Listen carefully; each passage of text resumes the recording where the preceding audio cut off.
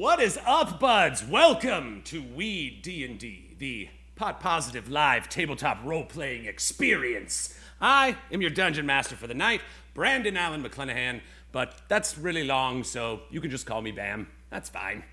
Thanks so much for being here with us tonight, guys. We are so thrilled to bring you this week's episode. Thanks to all our buds in chat on Twitch who hung out for the 4 hour and 20-minute stream. Not planned, by the way. 4 hour and 20-minute stream. You can't make that shit up. Last week, thanks for hanging in with our technical issues the week before, and yada, yada, yada, yada. Anyway, welcome back, dudes. I freaking love this place, man. Every week just seeing you guys hang out and just all the inside jokes, and honestly, the WeeDnD hub over on Facebook, it's a group that we've got over there.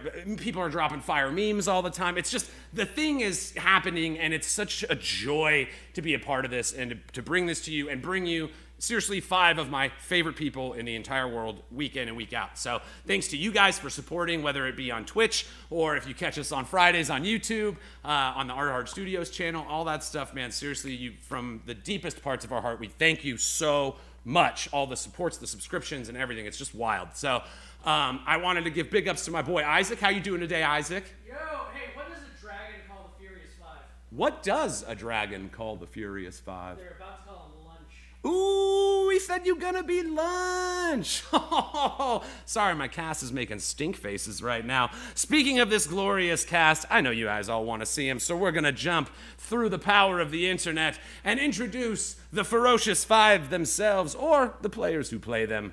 I'm gonna pass this joint through the internet to my girl, Brenna. How you doing, Brenna? Hey, buddies! Buds! Brenna Folger here. You may know me as Brunor the Sea Serpent, and I'm ready to I do not want to be part of this lunch bunch. There will be no lunch for this dragon. Not today. Not today, dragon. Right? Right, Abby? I'm gonna pass this one over to you, girl. That's right. No lunch for this dragon today. Abby Dandy reporting for duty. You might know me better as Tina frickin' Smooth Hands, ready to take care of some business today. And that business is this dragon. Passing it along to you, Drew. Let's take care of it. Thanks, baby. What's up, guys? Drew here, also known as Thoricus Onyx Heart. So I hear you got a dragon problem. I'm here to fix that for you. Me and my best friend, that is. Hope you're along for the ride, my friends. Best friend, come on in. Passing this to you, best friend. Ooh, damn straight, best friend. Thank you very much, and good evening, buds. Jake Taylor back at his Real Othravan, arcane trickster rogue who burns down churches. Anyway, Gus, this one's for you, buddy. Yo, what up? Gus Langley checking in. Tonight I will be playing Divot, or Do It If You're Nasty. And I'm looking forward to getting into this shit, so let's pass it back over to Bam. We rehearse all of this a ton of times, for sure, if you can't tell. No, thank you, Gus, for sending me this magical internet travel joint. I say we jump into this bad boy. We got a dragon, and we're excited to meet him. So why don't we start this off with our little ritual? Maybe you know about it, maybe you don't. We like to take our lighters, put our little thumb at the top like that, make sure we're not going to burn anything or anyone around us, and then we like to go lighters up. Let's play some fucking D&D, guys. WeeDnD, high fantasy, literally for you and me. So load up bowl and make a roll to take control. WeeDnD.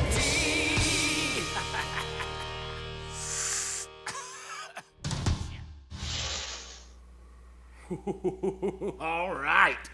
Please allow me to set the mood.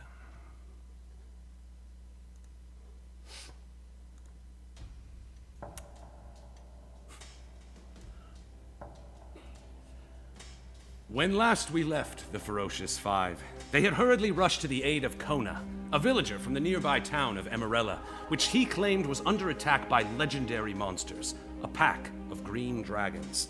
The situation resonated deeply within Brunor, the sea serpent, who was at one time unable to save her own city from the assault of a shadow dragon. And with a renewed connection to her cause, she led the way through the forest paths of the Malachite Mountains. Narrowly avoiding a potentially deadly ambush by 2 Wyrmlings, the 5 followed Kona along a river path.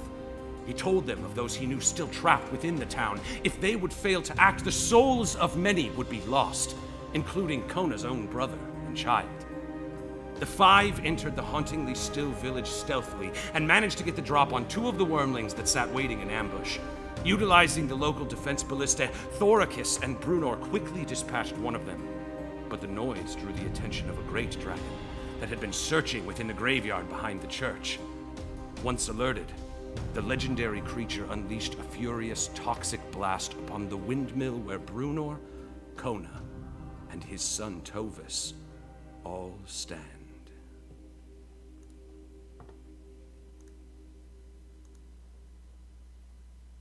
All right, guys. You're standing inside the mountain forest town of Emerella. Before you, the great 4-story windmill that stands against the back wall of the city, highlighted by the tall, sheer peaks of the Malachite Mountain. The entire city sits within a bowl almost as trees wrap around this lower area and a small river bleeds out in the beginning of the town with a short bridge that Divot had hid under that allows travel to and from the forest path. Thoricus and Divot, you stand before a pretty tore-up baby green or Wyrmling green dragon. Its jaw and upper lips both removed by various weaponry, and it has a great ballista bolt wedged right through its spine, crushing the bone into the ground where it died. The twang that sent this ballista bolt came from the 4th floor of this windmill, where Brunor and Tovas, the son of Kona, had managed to aim and fire the ballista that was up top, and in doing so, drew the perception check that drew the ire of this young dragon in the back. Again, you see this great, mighty green dragon, unlike the Wyrmlings, which have olive colors and kind of drab camouflage colors. This shines a bright emerald green. It suitably camouflaged in certain settings, but it's so majestic in its form, you couldn't imagine not seeing it against a backdrop. You see it's got these giant webbed ridges that go from its right in between its eyebrows all the way down the back of its spine and through to the tail. Large, great, spanning 15 feet wide wings that help, move it around. A great, long, 7-foot neck, headed with a mouth of 2 rows of very sharp, long, and dangerous-looking teeth. You see in this moment, to jump back into the gameplay, you see this swelling, growing form of green fog start building in its mouth, akin to what you'd seen with the Wyrmlings previously. But this energy is much larger. It builds in this great orb in front of its mouth as it screams out, "No!" It lets out this ball of death gas in the direction of the windmill. Brunor, you're standing there at this window, standing in front of you is the ballista that shot down the other direction. But to your right, you see through the open window the growing green building energy. And as it shoots, it starts spraying toward the building. You look down and you see the terrified eyes of Tovas, the half-elfin son of Kona. It starts and it begins to wipe, head toward to the windmill, and you brace yourself at the window. Brunor, what would you like to do? I would like to look down at little dude. I start to feel the anxiety, the fear. I am not going to let this village down like I feel like I did my kingdom with a previous dragon experience. So I want to pick up Tovas, little dude, under my armpit, and I want to hold on to him as tight as I can, and I want to jump out onto out of the window and try to grab onto the side of the windmill. Ooh, okay. Alright, baby! Do you have an inspiration point? I do! So Okay. I do fucking All right. use that. So, for those of you that don't know, we like to use our inspiration points to create great epic narrative moments. That's one of the outlets. You can get the traditional extra D20 on a roll, but with us, we like to take the inspiration point as a little bit of like boosted storytelling. And so I actually really like this idea. And Brunor, again, you being the most, trained in, you've been preparing your whole life to be ready to fight a dragon again. And, even going through great storms just to start practicing how you would defend against great waves of energy, like the waves of the ocean that battered on your small ship. It's your entire life has been dedicated toward being prepared to return to Elmira and drive off Exonius once and for all.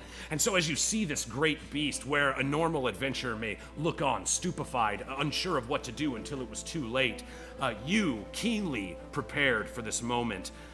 Burn your inspiration point, go ahead and get rid of that. And Brunor, I'm going to allow you to jump out. Now, if you'll notice, I don't know if the map makes this perfectly clear, but the windmill is on the opposite side of the so it's like not the north window where you're seeing the dragon, it's out the south window.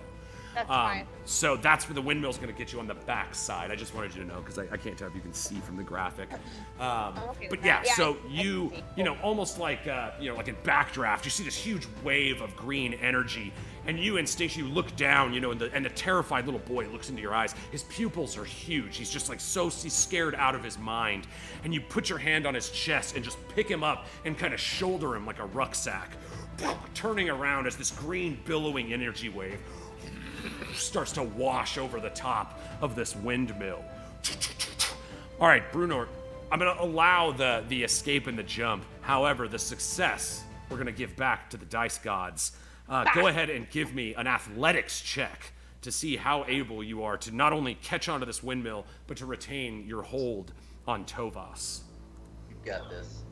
Ooh, a 9. Okay. Brunor, I will give you the option. One of the two of you are able to catch on to this windmill. The other one of you is going to fall. And there's some pretty decent damage for falling in now you're not eating a breath weapon, a dragon breath weapon, so that's, it still worked out to your advantage to do so. But would you like Brunor to catch onto the windmill, or would you like to make sure that Tovas safely attaches to the windmill? Tovas.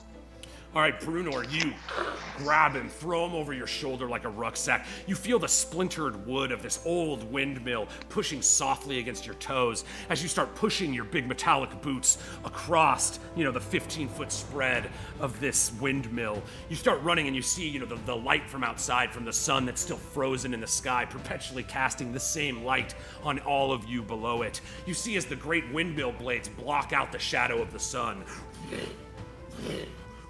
As you turn, you grab him and jump, and just as you reach your hands out to catch on, you feel yourself start sliding down as one of the pieces of wood that braces the large wind just breaks at the weight of you. You start sliding down and look back. You see Tova starting to slide off of your back, and just as he goes to fall, you reposition yourself, grab him, and then as you push yourself away from the windmill blade, you throw him back at it. So as you start falling back with your feet out, your exceptional strength allows you to throw and leverage him. And you see as he, still wide-eyed and terrified, but like a kitten just with that instinct to survive, sticks to the cloth of the windmill fabric. And you see him go up. And as the great green plume of fog and toxic smoke blows out of the window, you see the blade lifts him just above where it is expulsed from the building. But you start falling back. For a moment, you're actually happy. You see that Tovas has made it to the windmill, but all of a sudden that swelling feeling in your stomach as you feel yourself falling a great distance. So, Brunor, this is going to be, I'm going to give you a chance here. It's not a skill you're proficient, you're very hot in, but athletics doesn't quite work in this position. I'm going to give you an acrobatics check to see if you can manage to somehow stint this beef that you're about to, this nice gift that you have. I'm going to, within me, summon all of my friendship with Rial and see if I can muster, from watching him for so long, muster some sort of See if I can get Something. any of that. Oh. Fall like a sweet little leaf. 17! Very nice. So yeah, you've got a +2. It's not your best skill, but with that 15 you rolled, makes it a 17. That is enough. It'll mitigate half of this damage. However, falling 40 feet, 4 stories in D&D, I'm just gonna be straight up with you. It is 4d10 damage, or 4d6 damage. I'm sorry, I scared you with the 10. 4d6. So I'm gonna go ahead and we're gonna, here we go. This is it. You take half of this. Yikes. Ooh, I rolled hot. Sorry. Oh. Oh, I'm so sorry. So yes, 17 damage. You take half of that. That'll be 8 damage. You split it, and then if it's odd, you roll down. So yes, you take 8 damage. No small amount of damage. Same to like a sword strike. Brunor, you feel yourself falling, and just before you know you're about to make contact with the ground, you swing your legs back and kind of manage to like land and roll. You guys hear, Tina, you're actually close enough. You hear the great sound of clanging metal armor bust on the ground. You didn't see what happened. You didn't see Brunor escape out the back side. In your eyes right now is really the only one who has Divot and Thoricus, you also, the last time you saw Brunor was in the top of this windmill, which is now overcome by this massive plume of green smoke, a source of which you cannot see either. It's just coming from behind these buildings. So you're, Tina, you've heard this sound, but again, you're engaged with this wyrmling that's snapping at you right in front of you. Brunor, that's going to be the end of your turn. I'm just going to place you down here. But you're actually going to be behind where the windmill was. But Tovos is safely there. Go ahead. Awesome. Can I, now that I know that Tovos is safe and I land, like I roll, but I'm still like laying on the ground, I want to just like, So Brunor, as you hit the ground, this great plume of smoke and dust kicks up, and you roll 3 or 4 times. You see the world flipping upside down in your vision until you finally just decide to close your eyes, and like waiting for a wave to stop tossing you after you've surfed, you just let it happen. Finally, you're laying on the ground. And then, you mentioned, you look up and you see Tovos just hanging onto this windmill, 46, 47 feet up in the air now, like terrified. His little fingers are just like fingerprinting on the wood. He looks down at you and you look up at him, your face covered in dirt, your clothes still stained with some of the blood, despite the washing in the river. And you just look up and you give him a thumbs up, and you see it actually it helps to inspire him. He kind of looks down at you and he gives you like a little, and he looks up and he's kind of looking around for a better way to position himself on there to maybe be a little safer than just hanging on. But yes, Brunor, you managed to save Tovos. But just so you know, these top 2 floors of the windmill right now are currently full of this green smoke. that's okay. I'm on the ground floor. Yeah, you cough it out. A little green poof of smoke comes out of your mouth. But you're good. All in all, your ability to think on the fly, again, being prepared, the battle sharpness, the cavalier training. You've fallen off mounts a few times. You know how to land to best bear the fall. So great. You, Brunor, are done. We're actually just. I'm going to say 3 more times. We are actually. Where's Rules Lawyer? He's with his actuallys. He's actually. I bet he's talking right now because dragon breath weapons don't usually linger when they're done. Ha ha ha ha. So yes, Brunor, you're done. At the only people that still have an initiative in this round right now is actually Rial. So Rial, you're going to be up next. Brunor, you didn't want to burn any like bonus actions or anything, right? Well, I was going to maybe second wind to regain some of my fucking Dude, not a bad idea. And we can kind of link it to that moment. You put your thumb up. I did it. Go ahead and you can burn that second wind. It's a bonus action. You get a D10 plus your fighter level. So it'll be a D10 plus 5, and you'll get that much healing back. Damn.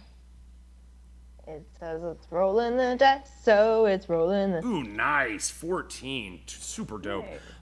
So yeah, it kind of links in your mind to being thrown around by a wave on a harsh bale off your surfboard back, in your more chill days.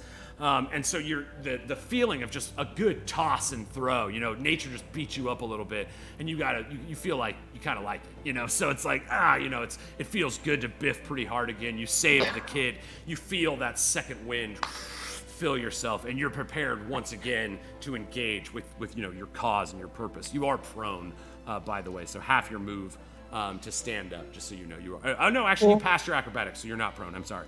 I was wrong. You kind of brush the dust off your shoulders and stand back up after your great fall and reconnect. So Rial, we shift over to you. You're standing in front of the great church. You still hear this crashing and banging sound from inside the church. Kona had told you that before he left, he saw one of them in the church, and he managed to lock the door behind it. You look up and you smell the smoldering, roof tiles of the corner of the church that you've lit on fire, and the fire has now grown. If you can, as you can see here, it's starting to grow pretty immense in size, taking up, about a third of this side of the church, a sixth of the entire, sixth of the entire building. You still hear that smashing around inside. If anything, it may have intensified a little bit. Like whatever is inside doesn't so much like being in a house that's on fire. And so it seems, you hear the bangs against the front door, shut with that wooden bar. You see the wood, and splinters and dust as whatever's inside is frantically trying to get out in what you could only describe as full-on panic mode. Behind you, you see the little boy Owlby. If you recall from Kona's explanation, that's this guy who's unconscious over here. That's his son, Kona's brother Kumal. You see Albie kind of just like taking in the insanity. He's in direct eyesight of this Wyrmling that's snapping at Tina. This little boy's never seen anything like this before, and he's just completely out of his wits. He seems a little bit frozen in place, if you were to guess. He's just kind of like, he's too hesitant to move because he doesn't want to draw the attention of anything. But he's kind of pressed himself up here against the door of the shut door of that forge.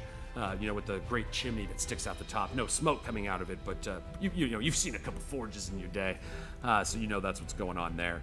You are standing about 15 feet away from Tina Smoothhands, who stands almost in front of the door here in between this great tent, with wooden posts and everything in the middle. Looks like a storage supply type tent in front of the church. You see Tina, having coughing out a little bit, having been scorched by the breath weapon of this Wyrmling.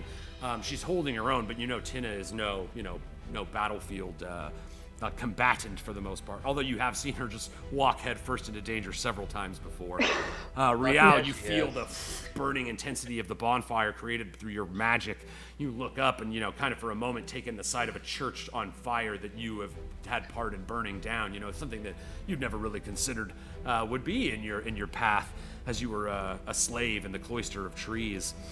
So yes, you stand and here there. We are. And that's kind of, you hear the great sound. You saw the great green energy from behind this building, but where you're at, the building blocks what made it. You just heard the terrifying scream of something you can tell is rather large.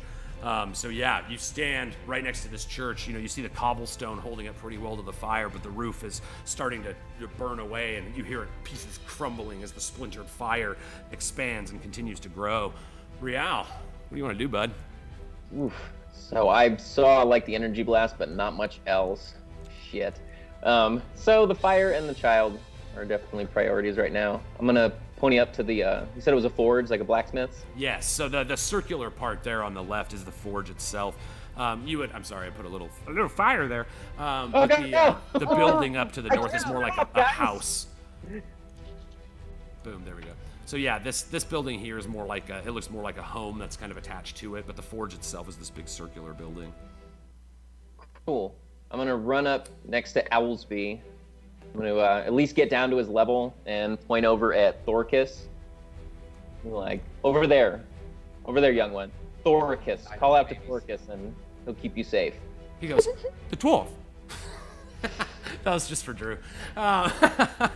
So yes, you see Albie looks up again. He's he doesn't have the dark black hair like his cousin. He's got tattered brown hair, but they're similarly dressed. Clothes they were made to grow into, baggy long tunic tops and puffy pants all cinched together with a rope. You see his dirty face as he just looks up at you scared, but at the sight of a true adventurer, his spine straightens up a little bit and he kind of not smiles, but gives you a little confident nod, and kind of peeks around the corner, preparing to run toward Thoricus. So you know you have achieved that goal. Good job, little buddy. And okay, so now I at least have the Wyrmling in view and the house behind me. Can I hear anything behind me before I pop a shot at this motherfucker attacking my friend? You can make me a perception check. I won't cost an action or anything for you, but there's a lot of big sounds happening right now. Again, this is all happening in the same 6 seconds, in the mind's eye of Dungeons and Dragons. So it's like this big giant green firebolt. You hear the banging of metal, the crushing of the church. The roof is on fire. And so it's like, there's a great commotion going on. This perception is to see, can you cut through that noise with your keen elven skills. Rolling a 1, no. It's just too much. It's like I said, the beast that's inside the church has gotten ferocious. Whereas before it seemed angry, now you hear the desperation of survival building within a strong frame as it attempts to just break the building that's containing it, rather than it just the door. You hear great thuds as it moves around, but the sound is just too loud for you to perceive anything in the rooms behind you. No problem. I've got it right there behind me. I've got this Wyrmling in my sights. You see, right behind Tina, you an adept archer have no problem not hitting your ally. You take aim, and then, here we go, let's see. Boom, 14, not enough. Unfortunately, you see as you shoot, you're so worried about Tina making some unexpected shift that you offset it toward the back foot rather than aiming toward the front like you normally would.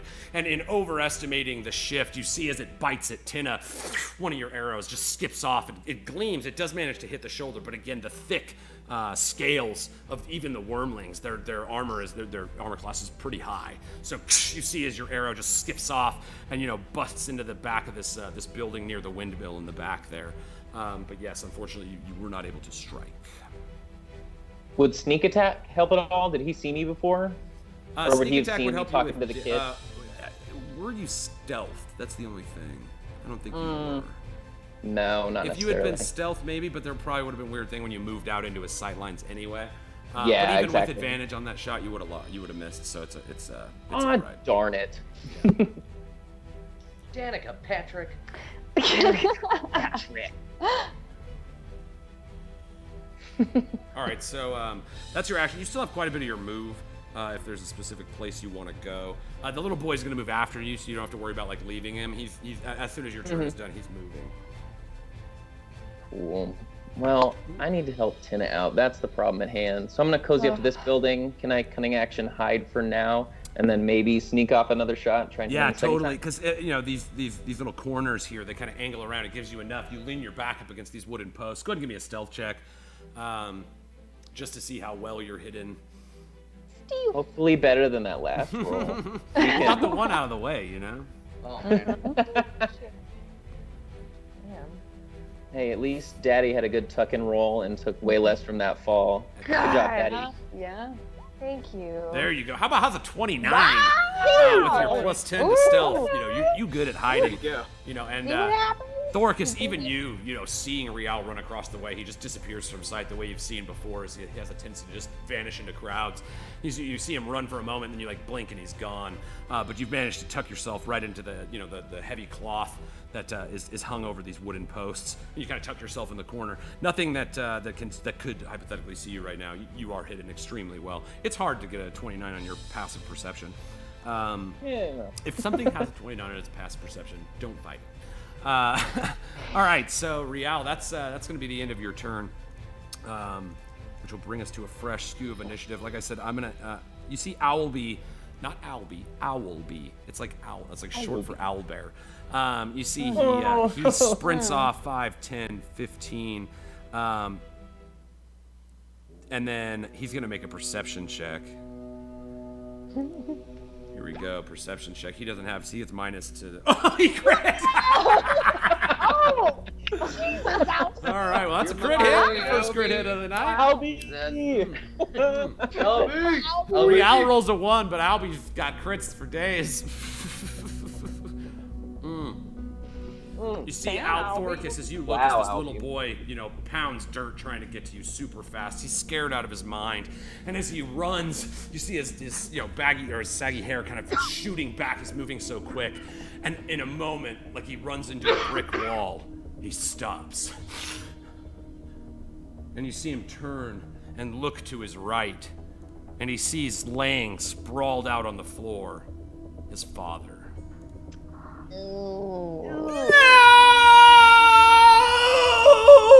He lets out a great cry, a very loud cry that echoes off the stone rocks and walls that wrap around the village of Emerella. You hear it echo once, you hear it echo twice. You know that dragon don't think it's too nice. I just had to try. All right. I'm so sorry for that. I'm so sorry. Just strike that from the internet. All right. So yes, Owlby, with a rockstar perception check, manages to see that his father is laying on the ground unresponsive. Again, he is breathing, but this little boy doesn't know that, and he thinks his father is dead, and runs up to him with great tears jetting down his eyes as he drops to his knees over the body of his father, continuously wailing. What an idiot. All right, so stupid kids. Why kids, man? That's why you don't ever want to have a kid in your D&D party. Play with kids. Kids can all play D&D. It's a fantastic time, but don't have a real child in your campaign. You know what? You can do that too. Don't listen to me about anything. All right, so here we go. I'm doing the adventures of Owlby after this guy. After standing at the corpse of his father, Owlby's entire life changed. Truly. All right, so Rial, it was the end of your turn, and we are at the top of Popcorn Initiative, which means Rial, you get to choose who goes next. Oh, jeez. I wasn't sure if Albie stole initiative just like he stole that roll. Man. Oh, he just good ran off with dude. your 20. He was like, thanks, sir. And he took it out of your pocket and ran. Little shit. Be well. Good luck with this whole dad thing. Dude, I'm still laughing from how you ended the last session. You're like, wonder how that little kid's gonna do. Oh, yikes. I'm glad he did better than that foreboding ass ending. I gotta say, Man. all week I was worried about that child. Like, as a dungeon worried. master, when you're like, You were worried. oh crap, am I about to kill this kid? Like, thanks for letting me have that all week. And then being a hero, Bruno, you really are a hero. You saved even your own DM's sense of well-being. We're like, Aww. She's the daddy we deserve. Aww. Friends. Um, Got your backs and your friends. I think I'm gonna pass it over to Tina Smoothhands. Here All we go. right, Tina, you stand, again with the fire of the church at your back. You also hear the great banging. Yeah. You hear the great banging. We're doing that again. You hear the great banging from within. Now it seems again like that. You hear the pace of it building up. It's like that of a survival claw from the inside that cry out of the dragon within. In front of you, however, is a much more present threat as the snapping wyrmling. Like I said, about 10 feet long, with these small pinned wings at its back. Not nearly the intimidating sight of its friend over here, but still scary nevertheless. A wolf-sized dragon with 2 rows of teeth, just taking a nice snap at you. Its tail kind of whipping behind it as it tries to tactically figure out how to bite you. Again, dragons, intelligent creatures. Not some mindless animal that's trying to fight you. Behind it, so you'll recall, you had summoned your spiritual weapon. So this glowing scythe is just floating in the air, and you control magically with your mind. But it is, behind you, in between you and that windmill, where again, you worry that Brunor may have met a pretty gruesome fate. But you managed to push all that away in your mind and focus on the moment. Tina Smoothhands, what do you do? My goodness. I obviously have to attack. So I want to bring the spiritual weapon back to me and use it to. So you can actually, you can set up a flank here if you want. Yeah. That way you have advantage. So you actually use it, to offset behind it. And now it's trying to snap at you and dodge it. And so it gives advantage to both of you guys if you want to try that. Oh, Cut its yeah. butt. Cut its butt. Yeah, I want to. But it's Bud. You're like, come on, Scythe. But yeah, your new spiritual weapon, now that you've taken on the life domain of Shantia, no longer is it the iron metal gauntlet of Thera's dude, but the golden scythe of the harvest god, Shantia. Yeah, I want to summon that energy, and I want to bring this dragon down. You manifest again, feeling that great flow like a river within. So is the power of life and Shantia. You kind of control the wave of energy and draw the scythe in as you, at the same time kind of engage with this Wyrmling. So go ahead and do, I think Spiritual Weapon has a built-in attack to it. So just cast it. And then whatever you want to do. It has advantage. Sorry, it's a little slow. Alright. Avantage. Oh. Yeah. Oh, avantage.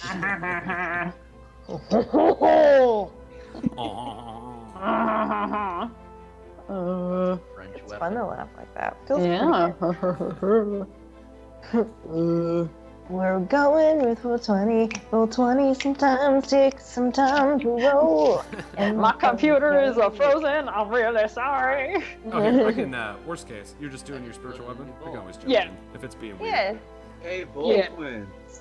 Here we go. no big D, girl. There Jump you go. in. Boom, boom, boom, boom. Here we go. Close It's gonna happen. that. Oh, here we go.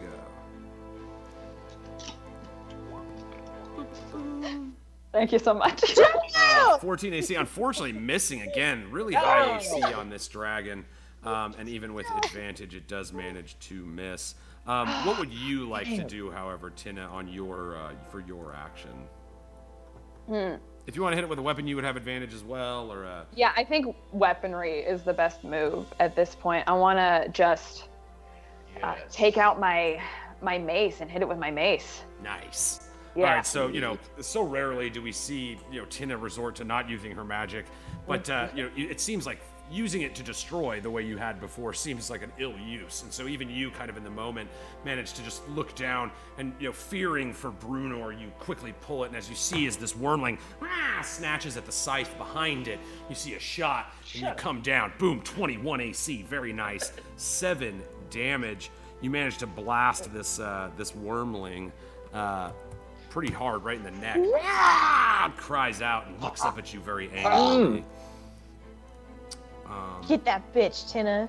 That's stupid. Yeah, I want to destroy this thing because I hear all the commotion. I'm not quite sure exactly what's happening, but I know that something is happening. Yes, and I- this new instinct to heal, to you're feeling this. It's not only is your source of magic different, the flavor of it, but your calling as to why you want to use that magic has shifted. And you've seen it in these benevolent moments with people where they look into your eyes and it's like they're staring into the statue of a saint. You're starting to feel that. And even in this moment, whereas previously, Tina, you've walked headfirst into group fights and not focused on healing your teammates. The concept of that now is different in your skull. You're starting to feel the power of healing, how strong the gift that you have is, especially when channeled through such a powerful deity that attunes with this new direction you're going. So, you feel that. That's almost why you're able to blast it so effectively with your mace. You feel that call to protect, to make sure that Bruno, or your ally and someone you've bonded quite closely with, is all right. Every action is fueled by love now. It's not the hate and the trickery that it was previously. Yes, absolutely. Hell yeah. Yeah. Cheers. With that, I blasted it with my mace. I don't want to move. I think that's all I want to do. All right, you feel, you're just kind of, it's not close enough to hurt you or anything, but you are keenly aware of the heat of this fire that's building. Again, the stone walls aren't going to catch on fire, but you do see that the fire from the roof is now kind of near the door and that whole region, but that fire has continued building up. I'm just making you aware of it. Brenna, All right, so Tina, you are at the top of initiative, so anybody that doesn't have a green dot can. That's how we're going to be tracking this round. If you don't have a green dot, you can still go. So, Thoricus, I'm gonna pass it to you. Okay. Well, I was just gonna say, Bren, can she move? Can who move? Still, like, or Tina, can she still move like around the dragon and not leave its threat range and not invoke an attack of opportunity, but get like closer down to where Brenner is? So yeah, the way it works in 5e, if you were so inclined, you can move through the threat space as long as you don't leave it. So I've kind of got it. I did this square again. I've kind of got it angled a little funny, just to kind of constitute which direction it was. Funny but there angles. would be, it would have to take up a certain space. So you'd be able to move 5, 10, 15, 20. Yeah, you could end up on the other side. Now, you wouldn't be flanking it anymore, but you would be, like, you could make it to there, or even down to that corner there and be next to it as well. Yeah, you can, as long, no, I'm sorry, you'd have to be there. If you go to there, you would leave its threat range and it would get an attack on you. Wow. Okay. Wow. But I can't go like in the search area at all, like to try to save. Right, yeah, you could get closer to where that is at, but you still, if you could, technically you have enough move to move beyond, this would be difficult terrain. No, you don't. So this is as far as you would be able to get. You'd be right on that little square right there. Just because it's difficult terrain to move through a space with an enemy, and so it's kind of hard for you to move as it's trying to snap at you. So you could get a little closer. You could basically get about 10 feet closer to where Brunor was last. Okay, yeah. But you wouldn't, like I said, you just wouldn't be flanking anymore. That's really the only thing. No, that would be smart to do. That's a good idea. Boom. All right, so yeah, you managed to, as you kind of push yourself against the cobblestone, you see the Wyrmling looks up at you, kind of snaps at you, and you push your way to the side, and then you let your scythe kind of like deflect the blow between you and it, and manage to reposition yourself on the back end of it here. But that'll be the end of your turn. And Nice. we go to you. You're sitting in front of this dead, super dead, destroyed Wyrmling, the ballista at your back, dead? and you hear the crying, wailing of this little boy, mourning his father. Not aware of his fate. Yeah. So I want to see if Divot will go with me on this. I kind of have an idea. So I'm obviously not going to be able to get to the church or to the dragon on the other side of the tent with my movement. What I want to do is move the ballista aimed that way, but shoot Divot over the tent so he can pop off a few shots as he's going over the dragon to go and help his sister, while I tend to the boy, give him the healing potion that I got from the old people. I'll do it. Whatever you want. And he can heal his father after I tell him that he's alive. That's my idea. Ooh. All right. Oh my god. All right, And so no, I he don't says, have an when he inspiration says that, I'm like,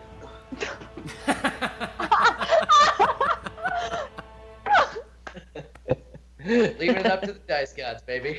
Oh my god. Okay, so this, yes, because it's D&D, baby, and yes. I do think I gave you a bardic I do think there's inspiration one last- extra action in last, there. I don't think Sesh. you'll be able to do all that and give the boy the potion at the same time. You can tell him, I'll let you get the message out, but we'll do this like a team attack. It'll be our second test run of the team attack concept. So both of you will forfeit your turn in popcorn initiative. Divot, you're burning your turn to basically agree upon whatever the team setup is. Thoricus, Yeah. you're going to use your turn to load Divot into the ballista, right? And then That Divot, is correct, sir. your turn is going to be getting into the ballista and shooting when you're in the air. Is that correct? Is that the plan? Yeah, doing something when I'm in the air. Doing Yes. something when Hell you're in the yeah. air. All right, so the way our group attacks have worked is this increases you a tier of damage.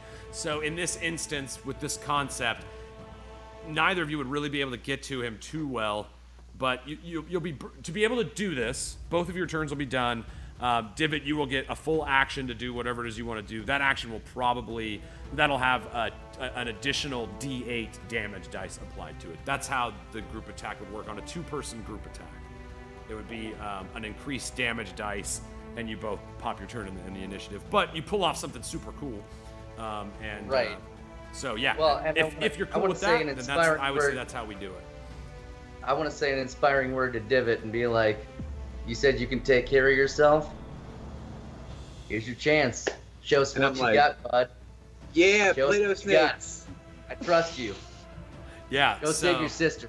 You know, Divot, who you used to watch jump behind bar stools and always hiding outside, you see him as he's kind of looks around a little bit. You notice he doesn't seem scared at all. He kind of seems to be digging what's going on. He's got a little smile about his face and he's looking around. You know, before you even finish saying what you're saying, he already knows what you want to do. And as you're giving him your inspiring words, you see him kind of seating himself, you know, bracing his feet out in front of him, getting ready to be launched by this great pulled back drawstring as you crank it back. So, here we go. Thoricus, you pull around the back and shout to the boy, "He's alive!" You see he looks over at you, looks down at his father, looks at you again, not sure if he should believe you, but having no reason not to trust you, you see he stops wailing and crying and seems to calm down as he's still, you know, very much invested in the body of his father, but is no longer, you know, wailing or drawing attention to this area. You, with your, you know, massive mountain dwarf strength, one arm hook, you know, one of your arms, still the cursed blade of the Blightbringer is attached to the hand and you can't remove it. The other arm, however, moving totally fine, you wrap this thing and lift it up. You know, something that would usually take two men, so strong as the shoulders of Thoricus Onyxheart, that you drag it around and manage to re-aim it. Is that about where you want it aimed? Over at that other dragon? Or where do you want to poke? Yes. Okay. Yes. And then you're like, get on, boy, and he you see Divot, you get in you man up on the seat here. I'm just gonna set you a little in front so we don't lose you on the map. But you hover back and get ready. You feel the thick, tight cords kind of cutting into your sides. The idea of this is great, but you don't know if it's gonna work. You know, it's like you're ready. You're always in for a good time, but man, this is a pretty intense moment as you feel the ropes kind of cutting at your sides, the tight bowstring. You hear the last latch of the ballista lock into place. Thoricus, you know, We got this. here we go. We got Gives this. you a "we got this" This is happening. and pulls. This the is trigger. happening. The little boy, as he looks over the body of his father, turns over his shoulder and sees this glorious sight as this small humanoid man in fanciful robes with a hat and a long phoenix feather braces himself against the ropes of this ballista, and in a moment he just sees him disappear from sight. Divot, you're flying way faster than you'd anticipated. You're not used to this kind of thing, so your arms and legs are kind of flailing to give yourself some semblance of balance. You fly up, you're just over the top, you look below, you can actually see Rial because you're right above him. As you look down, you see the canvas tent that he's behind. As you kind of start descending downward, you know, rather than forward and up, now you're starting your descent. You look down and you see Tina Smoothhands back pressed against a cobblestone wall next to her glowing scythe, you know, her spiritual weapon, as this dragon snacks and bites at them. You actually, in a really interesting advantage. way, have flanking right now. So you come up over the top, and you're almost convinced you're about to land on this thing's back. Like, so is your trajectory that you think you're literally going to land in this space right here. You know, your weight is much higher than that of a ballista bolt, so your ability to go distance-wise is not this, you know, the 150 feet that this thing would normally launch. You're a much bigger bolt, so to speak, and you're flying through the air. You look down as your boots are pushed back by the wind. Divot, what do you do? Take him to Fucktown, son. All right. So here's what I'm gonna do. I'm gonna cast Chill Touch. I'm gonna make the like necrotic hand that I always make, but I want to ride the hand for the last few feet into the thing. Heck yeah. Oh, that's dope. Yes, so that's absolutely what you do. Remember, this chill touch with advantage. You as you're flying, you see your feet below you, and a little bit like Iceman in the Marvel comics, you blow your hands down, controlling. You see that the magic that comes out of Divot, no longer like the pink phosphorescent colors and the electric greens, but starting to have a little bit deeper tones, this dark red and brown. Yeah, 19's good enough. And so you blow this red, basically a larger black, red hand, kind of like the red hand of death, like the mask that we saw before. And the skeletal hand reaches out as you ride it down, directly landing it Fucking right into the metal. back of this Wyrmling, dealing 8, 1 and a 7, whatever, but 8 damage. Nice. Again, necrotic damage, not cold damage. Chill touch. I'm mad about it every day. And yeah, you Makes managed no to sense. bust it in the We back. talk about it on our days off. Yeah. Oh, don't forget to add, Divot, We have your a additional support group. D8 to that for your team attack bonus. He sends us Nice. emails. at Okay, 4 so in do the I need to morning. roll that? Yeah, just roll me a D8. 1. It's always nice to roll extra damage, right? Date. Boom! Nice, 4 more. That's dope. All right, so yeah, you see as you blast it in the back, it's still not bleeding yet. This one's still pretty fresh. But yeah, you ride the skeletal hand, and you see the bony fingers kind of dig into its shoulder blades as it reaches back and kind of like attempts to swat at whatever it is, biting at it, like a wild animal does, just trying to bite back at this sudden pain that it didn't expect. Divot, that's actually the end of your and Thoricus's turn. So let me put the dot. Hell yeah. Damn, Hell that yeah. was amazing. Yeah, that guys. was awesome. That was freaking cool. Oh god, I Way love to you guys. use your friendship on a Power of friendship. Trajan. Nice job, Iceman. I air slap him on the ass. Yeah, you feel like just from far away the soft, What? like a little good game. Good game, A man. real chill touch. All right, Divot. So your turn is over. Who is up? Okay, so it's people who don't have the green dots can still go. Correct. Yeah. Correct. And including so- the enemies. Including the enemy. And Um, all the well, dragons go on the same. So the enemy in this case is just one initiative. There's not 2 different initiatives. Mayhaps. While Divot was up in the air, did he happen to see what was over in the graveyard? Yeah, actually, that's a fantastic question. I would say Thank almost over the searing Yeah. flames of the church. As you fly through the sky, you see the flickering flames of Rial's magic that's now lit this church roof on fire. Over these burning flames, adding even more terror to the sight, you see that the shoulders, neck, and top of wings of this large, green, majestic, emerald-colored dragon. And you see it's looking still over toward this windmill. Can that be what I saw of him flying over? All of a sudden, he Yeah, just you look appears up and he's from like- this shot, and I see him go, oh. Everybody goes. Yep. I get Tight. that feel. Okay, so I definitely know that there's like a much larger dragon now, right? Yes. Do I have time to say anything? Yeah, because Thoricus was able to speak on his turn in his group action. You would be allotted the same, and it was my fault for yeah. not describing that. So yeah, you would where you land. Rial and Tina can both hear you. Okay, so I guess I'll yell as loud as I can.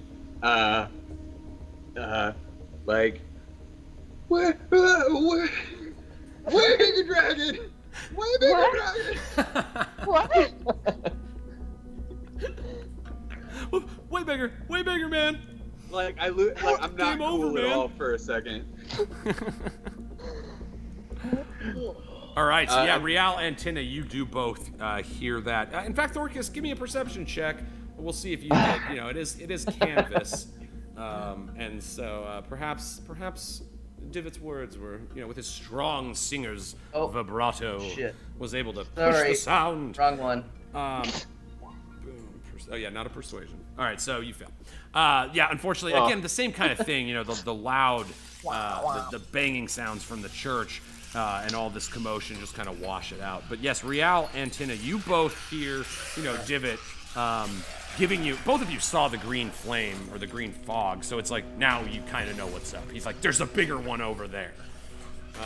And that's kind of scary. And I'm like, there's probably a bigger one over there. I've got to clear the drawings because I've put so many red squares on this map. So go ahead. Who's up? Brunor. Okay. Danica! Danica Patrick! Ugh. Danica Patrick, Mila Jovovich, be with me. Okay. Yeah, Bruno, you're still kind of standing up. You look up, you see Tovas seems to be braced on pretty well. Okay. Not really going anywhere. It doesn't seem like he's like trying to get off. But he's found like a nice bracing for his feet, and he's just kind of holding on rather than hanging by his fingertips. You're pretty confident that he's doing okay. You hear the shout of Kona from the second floor above you as the windmill kind of comes down, and he looks out the window and he sees his son like grabbing onto the windmill blade. He's like, "Oh, Tovas!" And he runs to the window and just like pops his head out and is looking. He looks down and he sees you. So yeah, that's just a little something else that's going on there. But yeah, Bruno, what do you want to do? I'm just gonna be like, good job, little dude, keep holding on. And he's like, thanks. Ah! He gives you a thumbs up and falls. What a douche, yeah. You're like, yeah. Just like owls be. Okay. So, all right, I think what I would like to do, because I'm like now on the outside of town, right? Like I'm anywhere else. So yeah, you're kind of like, you're out. Like there's not like really big walls here or anything. Right. The kind of one-sided entrance to this place serves to kind of naturally fortify it from, say, bandit attack or something, or I guess dragon attack. It just didn't work out the way they wanted. But yeah, you're kind of like outside. This building here is just like more trees and stuff. That's just a way I could show you the different floors of the windmill. So you're just kind of like out in the trees right now. Cool. Can I ride the windmill, like grab the windmill and ride it back up and around? Heck yeah, you can. Give me an athletics check. Yeah. You also the failed athletics check. You risk falling. I'm not going to make it anything more than a D6, but you would fall if it doesn't work. 16 is good enough. So Brunor, you only have to take a 5-foot step, so you still have some move. You jump up. You see as Tovas kind of goes by the window and Kona's head pops out. You kind of look at him and you're like, bro, and you like run up the side of the wall, and Kona reaches his arm out and you kind of grab it and use it to leverage yourself and jump up. You reach out and you don't quite make, not a 20 or anything. You got a 16. Right. You don't quite make it to the windmill blade that Tovas is on, but as you fall down, you manage to catch the one below it. You feel as the extra weight of your body outside the design of this thing, the great wooden post in the center of this windmill that turns the giant blade. You feel it kind of like it seize for a second, like you're a lot more weight than you and Tovas on the same side specifically. It's not moving around as easily as it normally would, and you feel so it's like that might be something as things go on. I'm just saying. So gotcha. Yes, but it does continue lifting you up. I would say, man, if you just kind of wanted to wait it out, you could like burn your bonus action to just like ride it to the top, and then you'd still have an action in the rest of your move. That's what I was thinking about doing, actually. Okay, cool. Perfect, yeah. There's not really like a ride it out feature, so I think a bonus action's fitting in this instance. I'm sure Rules Explained will butcher me for that one, but I think this is a dope idea. Actually, when you're riding windmills, you have to... Technically. Yeah. I actually didn't ever get Windmills and Wyverns, the compendium that would have all the rules for windmill combat. So I just like I don't know. I like Rules Explained. I like their sass. All right. Yeah. So yeah, you Technically, safely yes. ride this thing to the top. Now again, as it goes up and over the top with some pretty good momentum, as I said, that one breeze that always kind of cones through this area, with pretty good speed, you make it up to the top, and kind of riding the motion of it, and you feel yourself going up. And at the very top, you again can see, and it's looking right at you. You see the great long neck as it looks up at you in the sky, not particularly thrilled with you being there. What do you want to do? I want to say, all right, you stupid son of a bitch, you want to talk to me for a few minutes, or do you want to fucking do this? Jesus. Guys, Bruno's got some deep-seated hatred. We're gonna work on it. Yeah. For All dragon. right. So yeah, you shout. You're a great distance away I'm like, from it. hey! Yeah, I just And say, you hey. shout Yeah. upon this creature, and you see I'm just like riding a little bit. it turns its head and sits itself up with one flap of its wings. It sits back on its hind legs and looks at the burning church. You hear the great growl of the dragon echo through. Save my brother now! And that is his response nice. to you. You still have your action and your move. What would you like to do? My action and my move, save your brother. Okay, so I assume he looked to the church, so I can safely assume. Yeah, you look down, you that see the burning church as the roof is starting to collapse in some portions. This fire's spreading pretty quickly as the magic fire summoned forth by Rial consumes the roof shingles of this cobblestone church. Well, shit ball change. Okay, so I'm riding the windmill. He says this to me. It's like slow and going, and then I just kind of slowly look over and I see the burning church, and I'm like, "Ah, son of a bitch!" And I want to yell. I don't know. It's above. There's a fire. All right, I'm gonna jump maybe onto like what's this roof over here? Can I do that? Like, All right, so yeah, by using your bonus action got yourself to the top. So you're at the apex. You're about 50 feet. You're above even the top floor. So that drop right there would be pretty. You'd be looking almost like what you just did. It'd be like another 40-footer. Real good. This I'll little just building ride it here back below around. is just 10 feet. Yeah. You're like, you want to do this? Wait. Just disappear behind the building. Just give me. Yeah, I'm gonna go. Like I'm looking. Go God, and then I'm like just get mad, and then I look at him. I go, give me just 2 minutes, and I'm like riding and like going back behind the. So if you want, you could do something kind of dope.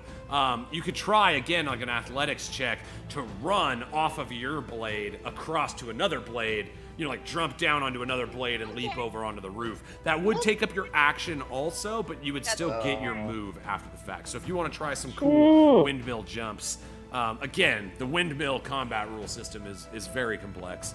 But in this case, I just because it's so awesome thinking about it, seeing Brunor jump from windmill blade to windmill blade. If you want to try that, go ahead and give me, again, it would be an athletics check with a little bit of risk behind it. Pray for me. Oof.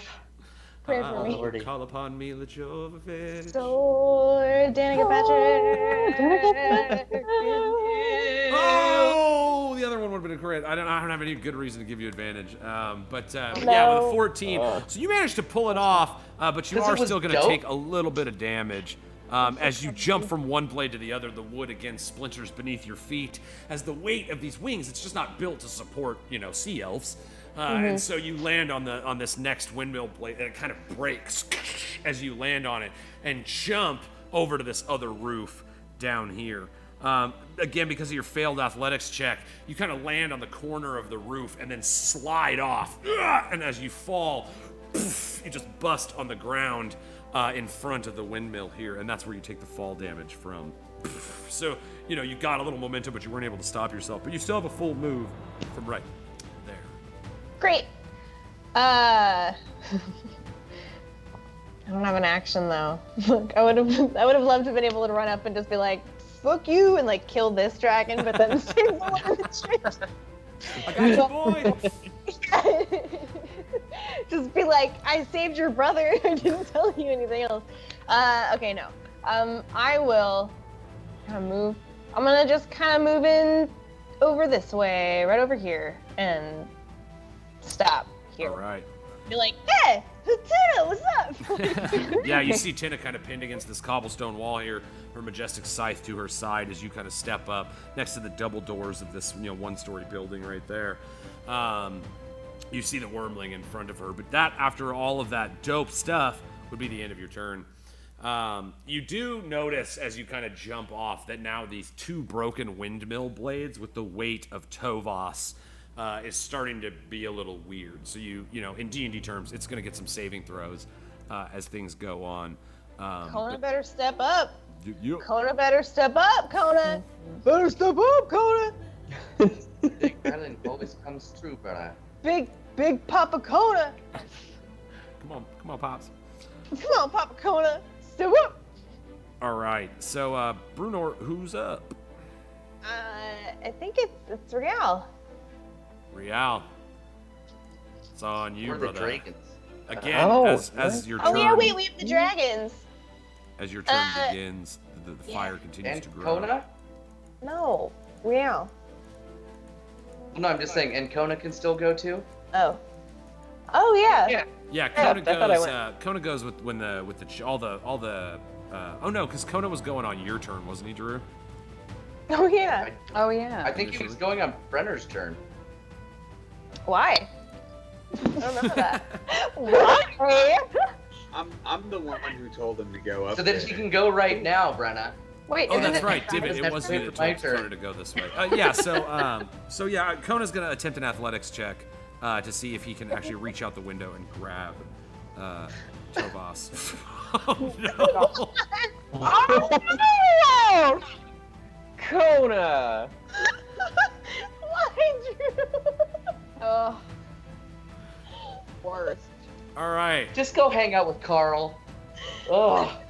all right. Kona gets. All right. So you guys, you just feel. All right. So you hear Kona cry out. None of you guys can see the backside of this building, but you hear Kona go, "I've got you, boy!" Ah! And he reaches out the window, and then you hear, "Ah!" And that's where we're gonna pick up when we come back from intermission. Oh, why? Why do I enjoy threatening this child so much? Oh, all right, dude. All right, guys, we are going to take a quick intermission so we can all use the restroom, use up some of our real-life hit dice, reset our action surges, and all that like. Go ahead, definitely hang out here at intermission. We have some dope new art submissions. We have some incredible music from Sandy Stein. It is if you guys have anything you want to send in and get it on the show or whatever, send it over at the WeeDnD Hub. That's where people are dropping stuff and we're popping it right up. Or you can private message me through Art Hard Studios at Instagram and Twitter and Facebook and all that stuff. So enjoy your little break. I have to pee so bad I'm going to die. And we will see you guys in about 10 minutes. This poor kid. I rolled a 1 and then I rolled a 2. I mean, what do you do? Whatever.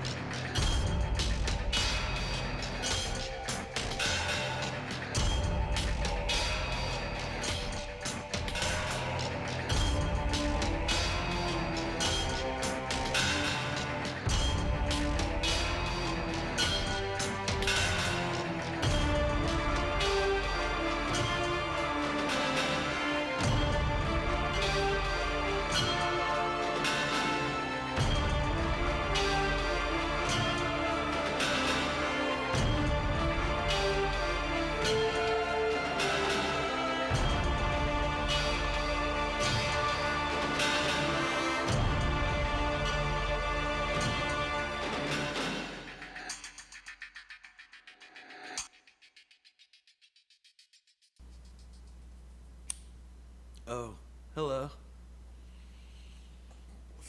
Welcome back to WeeDnD. Thanks for hanging with us so far, guys. We hope you're enjoying our tale. I'd like to jump right back into it because, frankly, I'm terrified whether or not this child's going to live. So, we jump back into the world of in the town of Emerella. And standing before Divot and Tina is the snarling, grimacing green dragon Wyrmling. Brunor, you and Tina both hear this sound from behind you. I've got you, boy! Ah! The sound of Tovas falling. Let's see how he did. Yeah, that's a lot of damage for a little boy. No. All right. So that's what you hear. You hear the great thud that accompanies it, but that's it. You hear Kona crying out from the southern windmill window. No! No! All right, Rial. You are standing next to this church that is now significantly engulfed in flame. I would say about a fourth of it has now, the size of the flames has begun growing over about 1/4 or so, spreading at a pretty quick pace every 6 seconds or so as the fire catches onto the roof shingles, and the great ceiling itself you hear is like splintered pieces of wood sound like they're banging around inside. Like the stability of the roof is severely in question at this moment. You see the perilous battle that Tina is engaged in. You saw Divot land as you looked up at him over the sky and saw the dreadful look on his face. You heard his words as he shouted out to you about a bigger dragon. Now the green beacon of toxic fog that you saw makes a little more sense to you from over behind this church. You feel the intense heat of the flames building, and you hear the creature within just going buck wild. Banging against the door, smashing around inside, breaking glass and boxes, and you don't even know what else, as it furiously attempts to escape. Rial, what do you do? And there's so much knowledge that Rial is not privy to right now. It sucks. That is Fucking true. Rial. You have not heard, Yeah. as Brunor has, the request of this dragon fellow. So yeah, and to Rial's knowledge right now, you feel the same way that you felt before. Stupid That's how Rial. you don't metagame. Good on you. Good on you, Jake. Hey, well, with all I know, all I've seen apart from this church going up in flames, it's Wyrmling and Tina. So let's try and resolve that there. 26 AC, very nice with a plus 7 to your 19, hitting a 26 AC, which is more than enough. You manage, this time not so concerned as Tina isn't standing between you and it. That's a sneak attack too. You were hidden, bud. With advantage, but you didn't need it because you got a 26. So yeah, you get advantage on that, but again, you hit it. But you do get to apply your sneak attack damage as well. This time, not so worried about the form of your friend standing between you and the beast. You aim dead center of mass and let go and blast him pretty good. Nice, alright. Blast good. Blast him. Do me, go ahead and roll. Is it how much is your 1d6? sneak attack? I think it's 2d6, right? Oh, beautiful. Yeah, I think it went up. Boop. Nice, another 6, so a total of 15 damage. Nice. Full drop. You see blast him right in between his front and back legs, like kind of right in the thick of his side. It screams out as the arrow just sticks into it from seemingly nowhere. It is bleeding pretty badly from the wound. And you seem to have struck some kind of vein or artery that dragons have, and a great amount of this green, almost acidic-looking blood is pouring out the side of it. It's in pretty bad shape. It's crying out in pain, but still snapping at you. It's kind of looking around. It's covered on all sides. It sees Brunor coming up from the windmill, and Tina with the glowing scythe in front of it. Behind it, seemingly from nowhere, rides this man on a massive red skeletal claw into its back, and then an arrow shoots from the darkness and pierces him as he's hearing his dragon buddy writhing in terror within the church. You guys, even you, Rial, are quick to notice the panic on this creature's face as it's kind of gauging its options. All right. So, anything else you want Yikes. to do, Rio?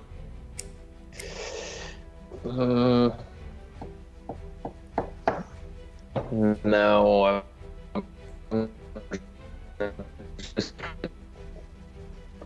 Let's see. If I go any closer to it and over to Divot, am I able to do just that?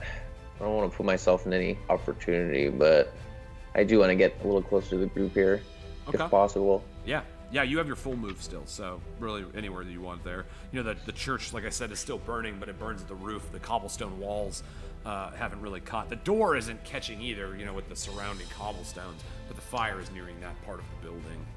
You hear the great banging within the church. Oh, no. That's the Am name I of the able episode, to at least go? The great banging. Am I able to go here under Divot? Does that put me at any opportunity range with the Wyrmling, even though he's pretty fucked up? I want to at least have eyes on the door still in case that part does. Yeah, so you can move there. You enter its threat range, but you do not leave it. So yes, managing to pass in between Divot and it, no problem. You know, diagonally in 5th edition is still 5 feet. Yeah, you can get there, no attacks of opportunity, and you know, again, you kind of see as you get closer, and this Wyrmling is looking around. It's like, you know, whereas it was trying to get the drop on you guys seemingly have the drop on it right now, and it is pretty panicking. fucking surrounded. A little bit.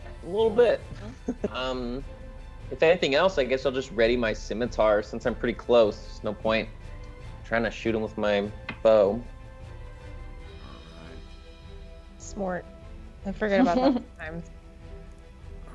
Boom. There we Did you have go. a rapier? All right, so that's is that the end of your turn? Rio? Ooh, I think you're right. I think it's a rapier. My bad. Rapier. Good call, But best Yeah, friend. yeah. it's named Scimitar. Rapier Weird name. as Scimitar. Oh, Scimitar was the name of his long Scimitar lost the lover. rapier. It's just like with orchids. Of course. My trusty rapier scimitar. You guys remember when it turned into that wild ass like crystal sword shit? Yeah. with Wonder if that'll with happen Yeah. again. Yeah. With Hell that, yeah. was it the That's stained how you glass? do that. Yeah, aura about it. Yeah, that was super cool. Maybe Scimitar's got it in him for another one. He'll be a scimitar one That's day. the blade's name now. It just happens that way. This one's for And that's how it happens. Scimitar. That's how all weapons get their name. Yeah, good old Simpson. All right. So now, if your turn is over, it is their turn. Oh no. Oh no. All right, so this is going to be kind of a big D6 here.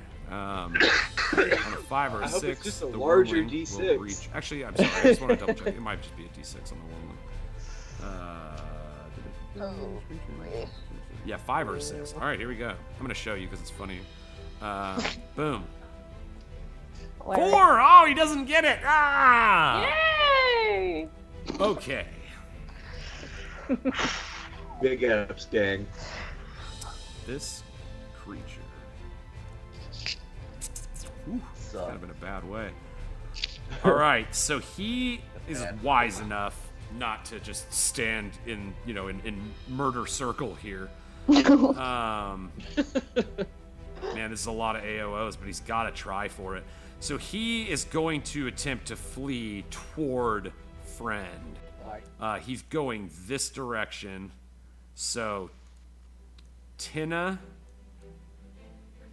Divot, and Rial all can use your reaction if you want to do an attack of opportunity. As it decides, rather than be surrounded, it's going to fly toward perceivably safety, and is not going to try to stay here any longer. He starts flapping his little wings, and you see his body start floating away. But it gives Tina, Rial, and Divot an opportunity to attack with your weapon. not Yeah. spiritual weapon though. No, spiritual weapon doesn't get him. Fuck. Not quite. All right. I mean, Well, I'll after you, please. yeah. Plus, I don't think it would, 'cause Sister you would need first. a reaction. The spiritual weapon doesn't have a reaction. Oh, all right. Well, I Oh, can. yeah. You go ahead, please. Because Yeah, I want to do I'll spiritual chill, weapon. I'll chill touch that dude I right think it into has to the be a fucking weapon. ground. I think it has to be. Oh, does it? Yeah, I think it has to be a weapon. Okay. All right. Well, then I'll hit him with the crossbow. Heck yeah. Quick from the hip. You know, you see him ready. as he starts to fly away. Again, they have good ACs, so this is tough. You are, I'm going to say, because he hasn't left yet, you are flanking. You get advantage. Oh, crit! Oh! Quick from the hip, indeed. Wow. Damn. Happy crit hit to you all. I hold it sideways and I'm like, was there any doubt? All right, for a total with your crit, you did 6 damage. Not enough to kill it, but it is Ooh. in real bad shape. So yeah, as it starts flapping, you quick from the side, shoot it right in the armpit. It for a second kind of drops down, and you think maybe you've stopped it. But again, as I kind of explained a little bit of lore with dragons, their wings aren't necessarily the only reason they fly. It's also a bit of a magic nature of the beast itself. And so even though it, if its wings alone were holding it up, it would have fallen. It manages to kind of recorrect itself and continue flying outward. Again, great pools of green blood spilling from the armpit joint of this young Wyrmling green dragon. Whoever also, Tina and Rial, you both also have attacks of opportunity right now. It's really his only option. If he had had his breath weapon, he probably would have danced with you guys a little longer, but he ain't no I fool. just Dude, stabbed his ass. Rial, Ooh. and you have advantage, so you get your sneak attack too. Nice. Oh yeah. Good old scimitar the Nice. rapier. Scimitar the rapier. I'll get a little. I'm gonna tell you, you don't need Yeah. it, but I just always like to know how much extra damage you did. Yeah, let's throw it one in all in there. there. Dude, you're all hitting 24 AC, 24 AC, and a crit. Wow. Rial, roll a 2d6 for me for your sneak attack damage. I just want to know. All right, right. so just so you know, he's at 2. Is it 3d6 at level 5? I think you actually have 3d6 now, Rial. That's just 2d6. I like to imagine that it just tried to move and then you just Yeah, it literally just gets the party beatdown of all beatdowns. Again, it tried. It saw its opportunity to get away, and unfortunately, the dice said no. Wow. So I'm going to do a rare opportunity here. No way, Jose. What do the 3 of you do to this thing? Oh man, can we just go Office Space printer on it? say what's the space. Just annihilating. Just, stomp it into the ground, just We're so angry. done. We're so exhausted and angry and surprised and shocked. We're just done. Yes.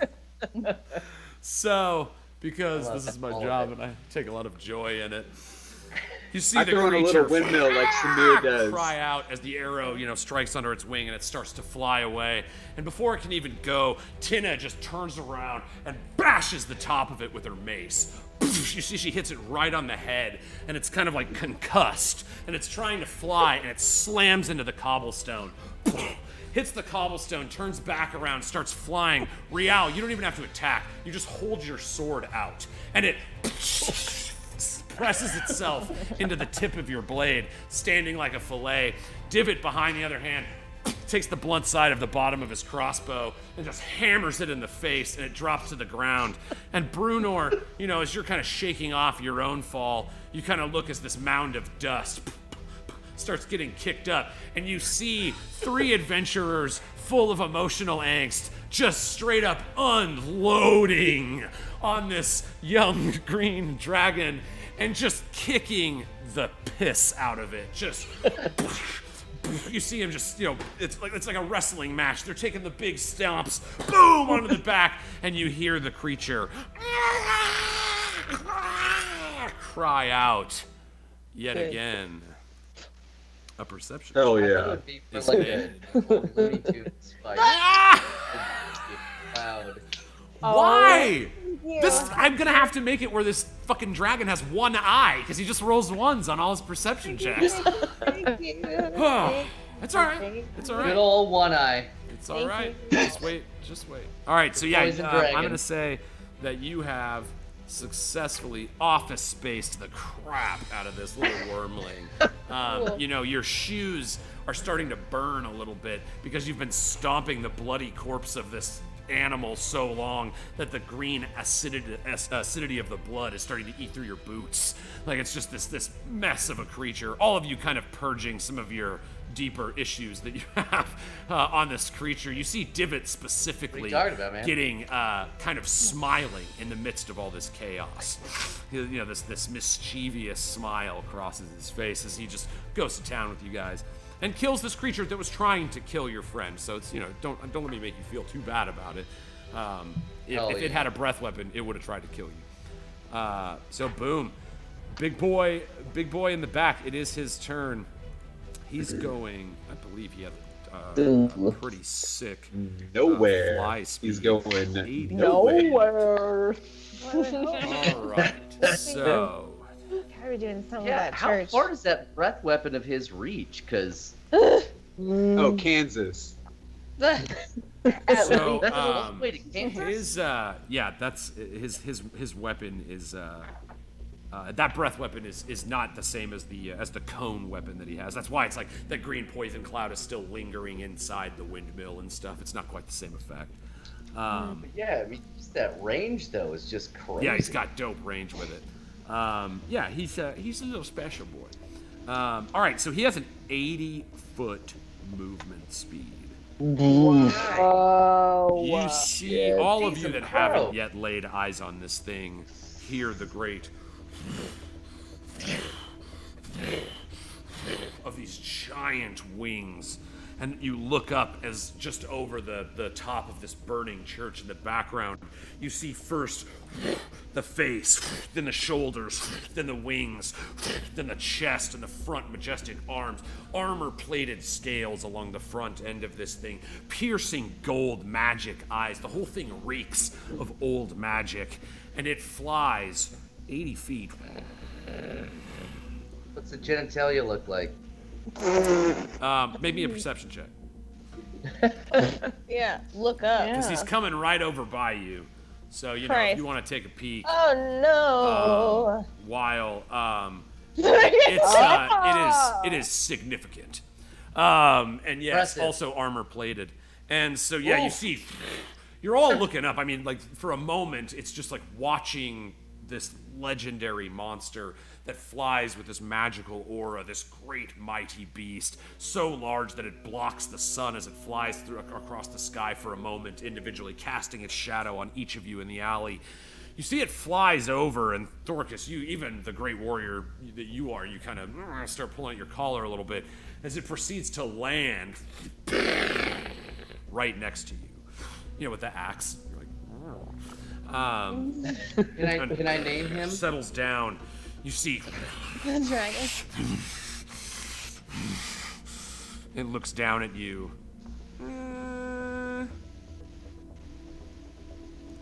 And then, as it did for Brunor, sits back on its back legs and is watching what's happening. Okay. Girl. These are good seats, right? He hears, he hears the creature crying within this church. I'm gonna say, Rial, this specific moment for you, you know well enough about dragons, you know of their nature, and even for you in this moment, you're like, this creature could open that church like a tin can. You know, there's no reason that it doesn't just, if that's what it wanted, go into the church and get that thing out.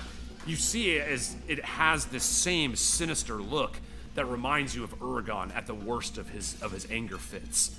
And you see as he almost seems to be enjoying what he's seeing right now.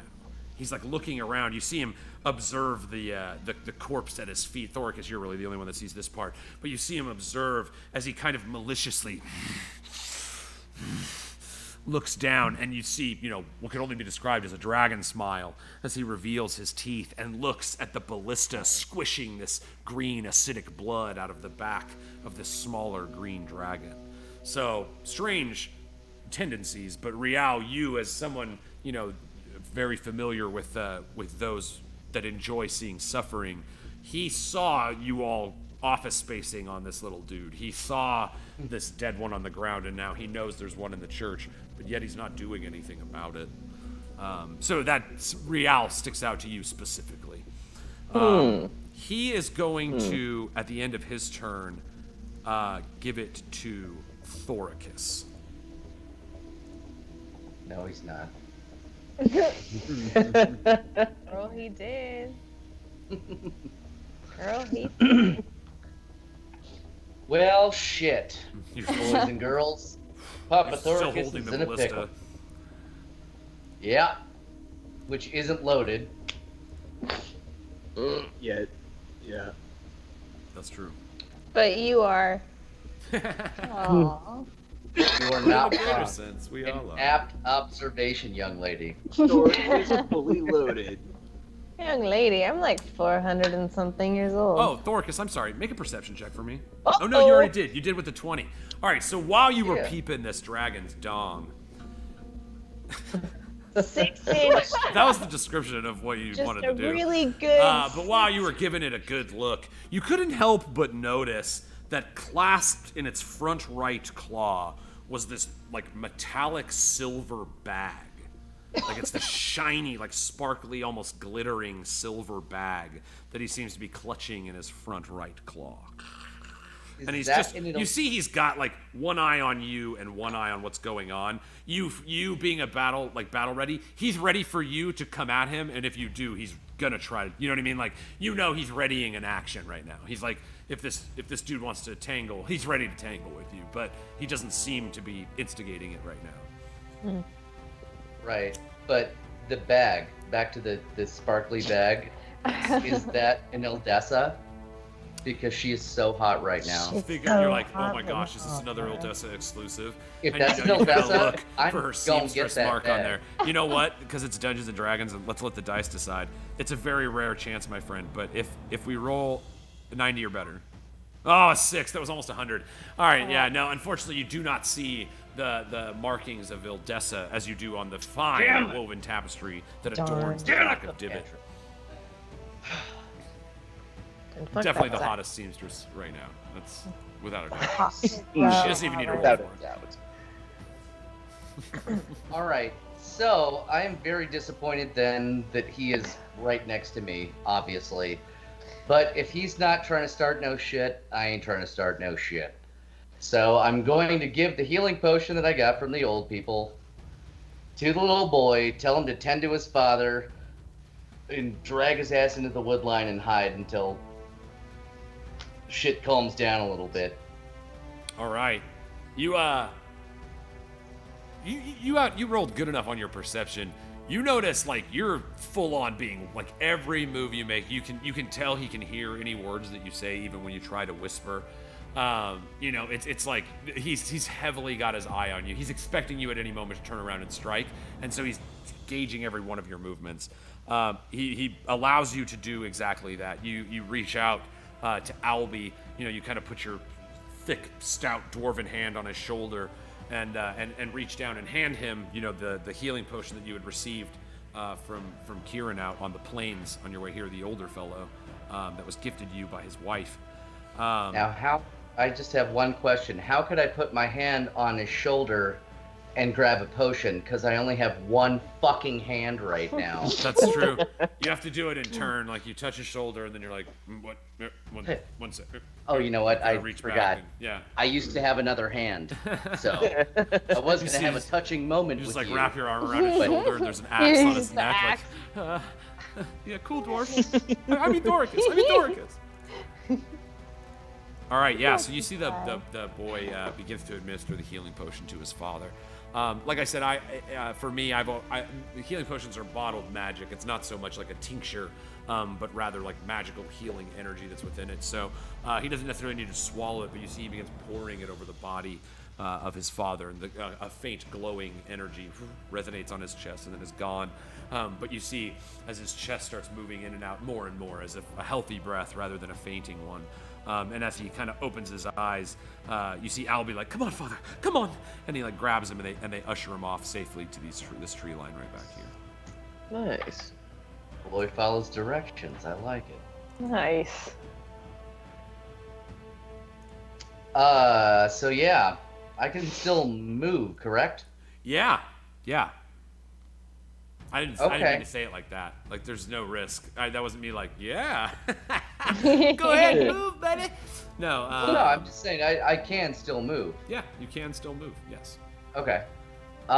We haven't searched the smithy or any of these other buildings down here, correct? Or, I'm sorry, down here? Correct, yeah. Anything, I think the only house you've actually gone into was where you found Albie up here. Right. And then... And there's still 2 more kids. Yes, that's correct. There's still, if just to recall from what Kona told you, there is a elven blacksmith named Tanara.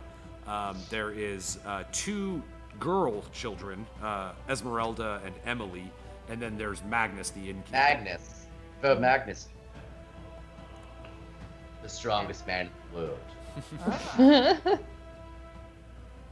So proclaimed. Okay, so there's still potential other allies around that we can search for and save That is correct. while not engaging in combat. Yeah, you don't know. Like, you don't know what this, what's, you like have no like, tactically right now, that dragon should have dropped a breath weapon on you, landed, bit you, clawed you, and probably killed you. You know what I mean? And so you're like, as a battle master, you're just like, you don't understand the intentions. If this dude wanted to fight you, you know, you looking at this massive beast, he certainly has the ability to do so.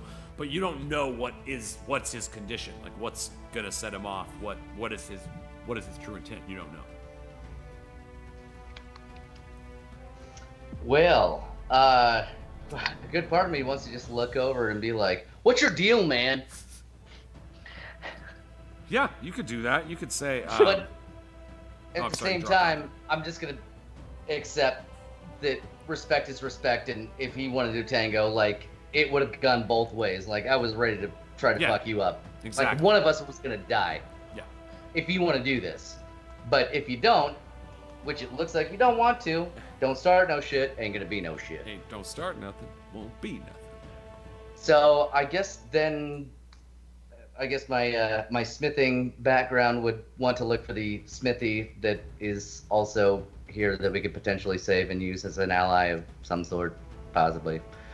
And I'm closest to the smith anyway, so. All I right, could try to so move over there. let's see, 5, 10, 15, 20. You can get to the door of the smithy, and you want to open it? I'll let you open it, dude. Here. Do I you was want just to? gonna leave a note, a nice No, little. I don't want Boom. So This yes, was you see inside of this room, you know, as prescribed, it's a standard forge, a small fire pit. The glow is misleading. The fire is out. But various smithery tools, you know, a great big anvil, and some hammers and tool sets around. You see laying in the middle here, kind of near like a wheelbarrow, kind of haunched over it, is this half-elf woman with silver hair and these like long flowing red and white robes that are covered black with soot and stained. You know, kind of a strange sight for you, a dwarven blacksmith. You know, picturing a female half-elven blacksmith. You just kind of like look around. It's just like a sight you've never seen. But you're looking around at some of the works that she's crafted, and she's a fine blacksmith indeed. So I'm saying, yeah. yeah. So you kind of like respect game respects game, and you Hell do yeah. see her hunched over this wheelbarrow, unconscious. It looks like she's kind of coughed a lot, and you know, similar to the gaunt, you know, pale features that you saw in the old people, you would kind of assume she may have eaten one of these breath weapons herself before, you know, locking the door inside the forge and locking herself in. So, but she is unconscious. But alive? You don't know. You're at the door right now. You can't really reach her. Well, I guess you could. Yeah, give me a medicine check. I forgot diagonals are 5 feet. That's me. Just remember. Give it up for Bam, y'all, because Hell like kindest yeah. DM ever. Like he's just like, yeah, you know what? Today, because it's you, because I feel like you need this in your actual life. I will, yeah. You said medicine? Yeah, medicine check. Yeah, you could still Well, I fail. get a like, plus it's- 0, so. I'll give you a shot. Oh, it was the 8 was the one that counted. So you don't have advantage. I'm just going to describe this real quick. For those of you that don't understand why it rolls 2 dice, and sometimes we pick one, and it's not arbitrary. It rolls advantage all the time, and then when you don't need it, you just look at the first number. So in this case, it was the 8 that he rolled. That was the first dice in that roll. So he got an 8 on his medicine check. From where you're at, without spending like an action or whatever, she looks pretty still, and she's coughed a great deal of saliva and stuff out. There's like a pool of stuff that she coughed up at her feet, kind of by the wheelbarrow. So just from looking at her, she's kind of in the same state that Kumal was. So it could 50-50. You're not sure. But you do know she crafts a fine whatever this thing is right here. One of those details that people put in the maps that no one will ever see. All right. That's a nice cog broken. Oh, top cogs, dude. She's the cog queen. Ooh. Top. Cog, baby. Thorkus, you are at top of initiative right now. So if that's the end of your turn, who is up? I'm gonna light this. Okay, so they're there. Oh, let me take the dice off the screen so I can see. So everyone with the green dot can go now. Correct. Yes.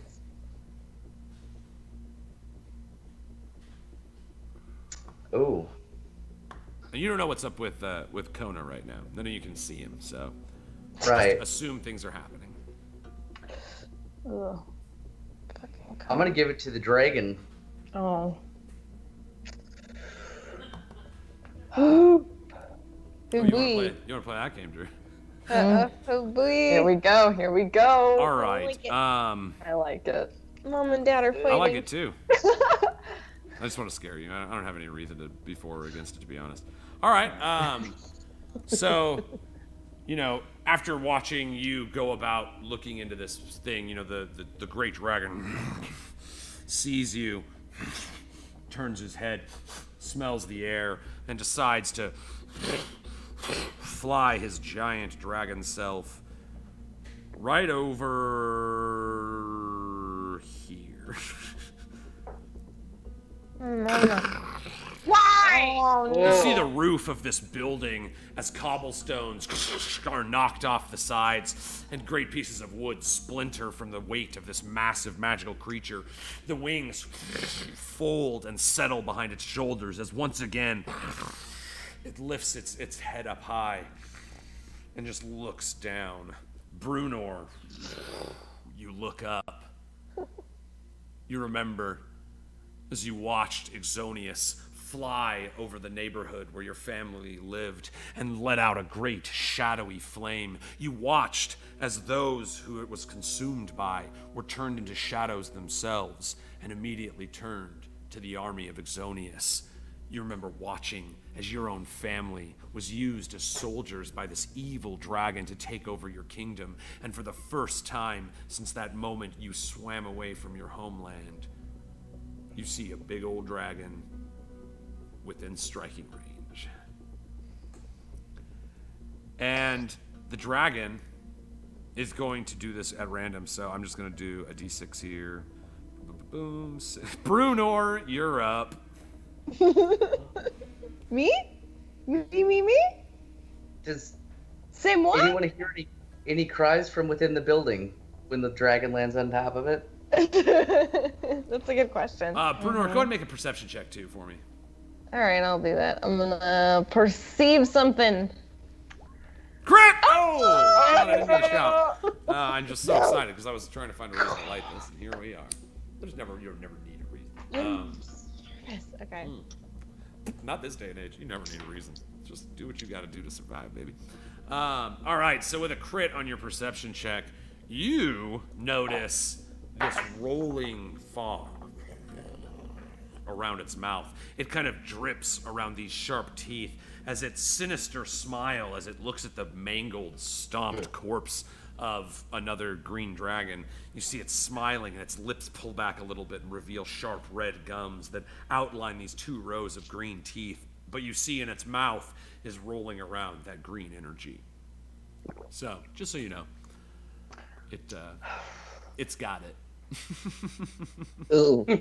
Oh. You got it, baby. You got it. Okay. Okay.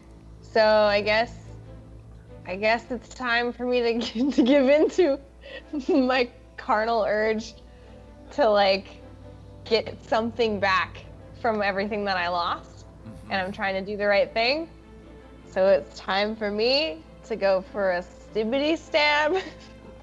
All right, so it's on the roof. You'll have to move up to it, but you've got the movement. I mean, it's a 10-foot roof, so I'm going. I would say a DC 10 athletics check would get you up onto the roof.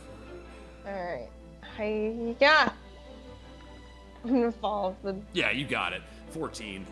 So yeah, you run up the side, pull up on top, and yeah, you see standing there, kind of perched, maniacally twisted, looking down, smiling at the mangled corpse of this green dragon. Not quite paying attention to you, though. You see its ears, so alert, so perceptive.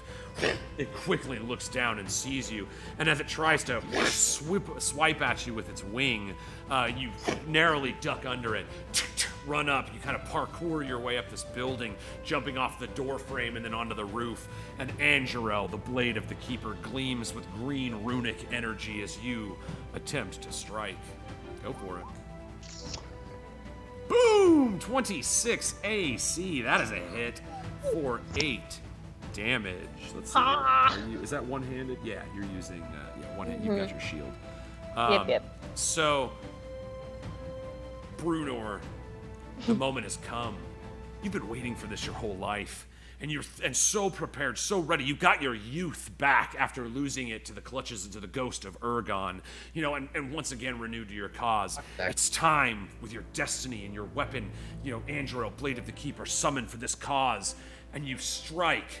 And the tip of the sword barely goes in with all of your might. And it stops. You're expecting the blade to move another foot, and your arm is halted. You see, though you did strike it and do some damage, it doesn't even react. It doesn't look down as if it felt anything at all.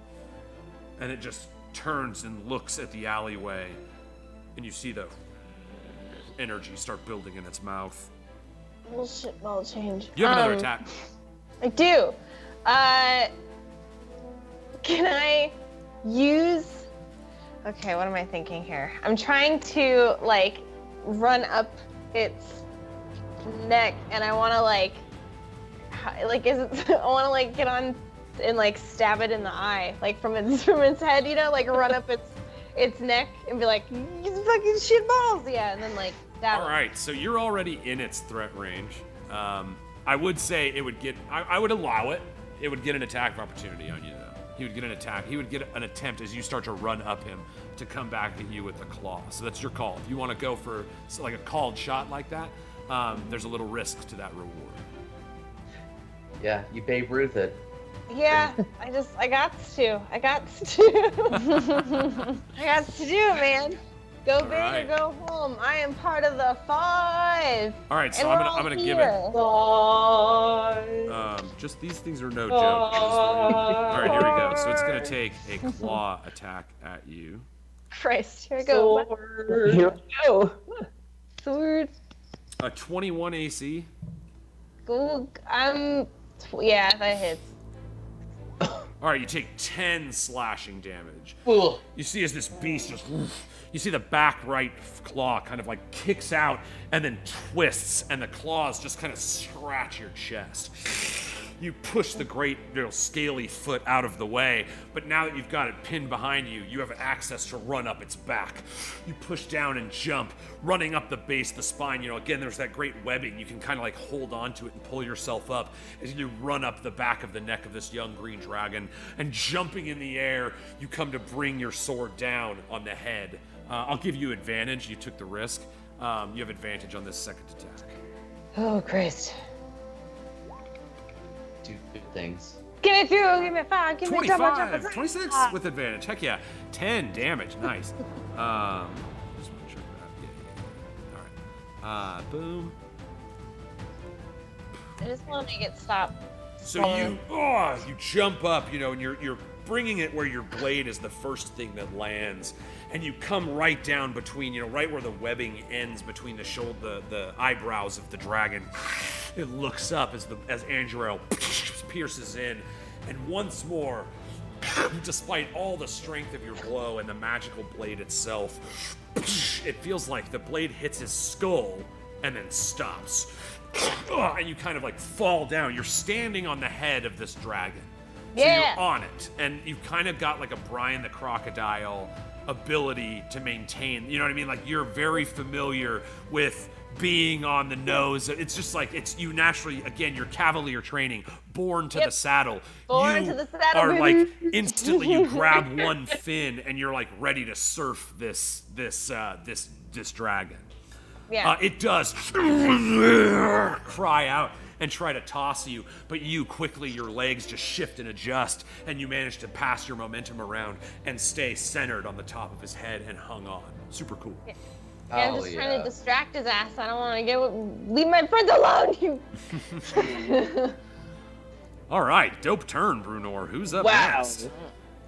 Hella dope. Next, I'm going to give it to. I'm gonna give it to. Yeah, I want to give it to Tina. Nice. My girl, my friend. Tina, Nice. you look up and you see the great head of this dragon, and just like riding it with one hand like a bull is just Brunor, like, and she has this huge smile on her face, and you see she's like looking at the blood of the dragon on the tip of her sword and just vibing out on the ride, having a blast. It's the happiest you've ever seen her in your life. But you look down at the mangled corpse of this little baby dragon. You see your friend has decided to pull the trigger on fighting this thing. What do? You still hear the cacophony behind you in the church of the creature within. Yeah. So if I decide to go back inside the church, does that mean I leave the threat range of the dragon? Yeah. Yeah. Okay. Yeah, All right, then. he took that advantage. Like, you're not even battle trained. Like, he kind of put himself in the perfect position. He has a 10-foot range with his bite. So yeah, he's kind of he's just perched himself, just ready to, like, if he wanted to pick on one of you, he certainly could. Yeah. Okay. So I gotta back up Brenner here. I see her living her best life, her fulfilling her fantasy, her everything. I wanna support her. So I'm still harnessing this spiritual weapon. So I want to double down on that and harness the power of my new goddess Shantia and annihilate this dragon. Heck yeah. Yeah. Evil dragon. That's a Vegas girl for you. Double down on that. Born and blazed, baby. Born blazed. Born and I'll smoke to blazed. that. Yeah. All right, dope. So yeah, you, Okay. Here's your spiritual weapons attack. Crit! Oh, nice! Oh, thank God. Dope with the spiritual weapon. Unfortunately, sometimes in 5e, crits can be a little underwhelming, and it only rolled a 1 on its extra damage. But it's still 5 damage from your spiritual weapon. It says force damage. That's cool. Okay, cool. So 5 damage. Boom. You see the scythe quickly fly up and just attempt to, as it would harvest a field of wheat, swing right across the chest of this beast. And it does manage to scratch through, but again, it doesn't seem to go very deep into this creature. This thing seems to have a pretty mighty constitution. And yeah, so that's your spiritual weapon. And then you are going to do... what were you doing for your action? For my action, can I cast Bless? So, Bless is a concentration spell. So if you cast Bless now, your spiritual weapon will disappear. But there's nothing that says, okay, it's a little, you didn't know this, so there's no way you could say that you were doing this on purpose. But you used your bonus action first. You could, ostensibly, now that it has attacked, use a spell to lose concentration on it. It would disappear. You could cast Bless on your action, and then you would have concentration on Bless. Loophole. But the spiritual weapon would be. That was like an Yeah, accidental yeah. walk into a pretty sweet loophole, yeah. Yeah. My bad though, but yeah. Oh, spiritual weapon's not concentration. Oh, spiritual weapon Yeah. isn't concentration. I think Isaac damn caught it. us on that one. Oh. Actually, spiritual weapon isn't concentration, so yes, you can cast Bless right now, and what I just said was wrong. Oh, hey, cool. Cool beans. Well, Dope. In action. let me do that. Take that. Rules explained. He was like, and he had to delete it a bunch. For those of you who watch it on YouTube and never know what we're talking about, Rules Explained is this awesome guy who knows the rules of the system very well. And anytime, or girl, heaven forbid, whoever Rules Explained is, they always bring great knowledge to people and explain points where I may go off of what the official raw rules are, as I'm wont to do, especially when I get a little high. I start getting a little fun, as you may have noticed. So yes, Rules Explained, we talk about him with great fondness. He is a true D&D knowledge source and keeps me on my toes. So I appreciate it, and we love you, bud. I just realized for anybody who watches the show not on Twitch, they're like, why does he always say Rules Explained? That's why. Now I'll make a video of that so that the people can watch a 30-second clip of it. All right, so sweet, yes. So you can cast Bless.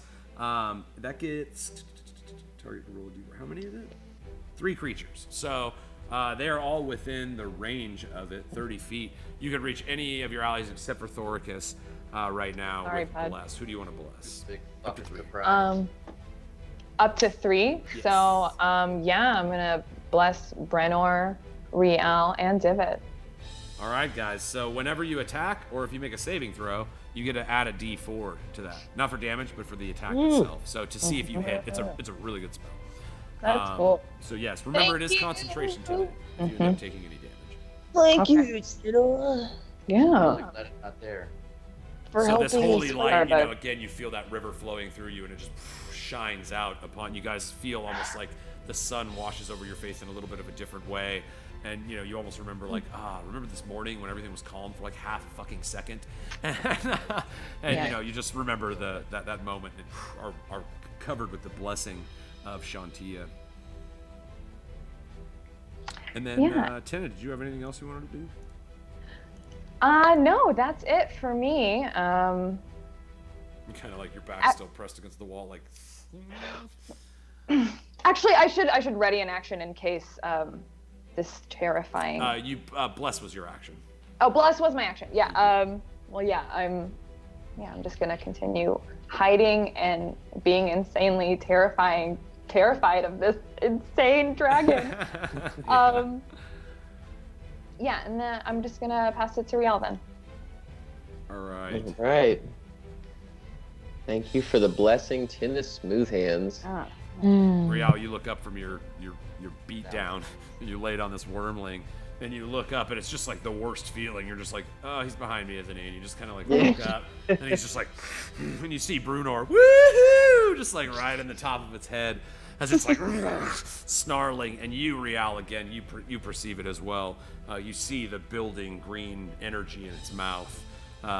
It's that threat is there. So you also see the church burning, and the only person you don't see Brunor. I'm sorry, you don't see Thoricus. But you know, the last time you saw him, he was over by the ballistas and all that. So there you go. What do you want to do?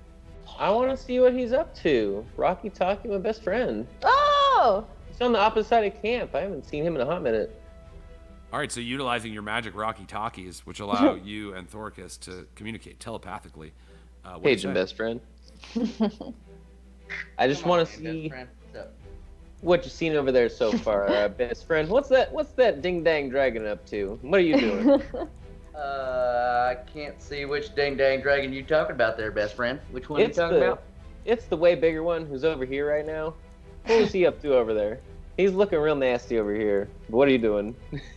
Just trying to save the village, you know, be the responsible one. We've got people to save. Thanks for being the responsible one.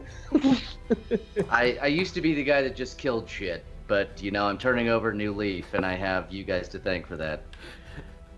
Even with the permanent axe, mad respect, best friend. You mean so much to me.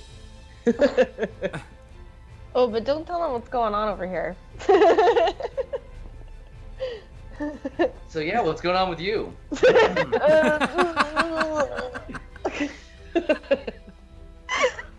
Well, remember the way bigger dragon? Yeah.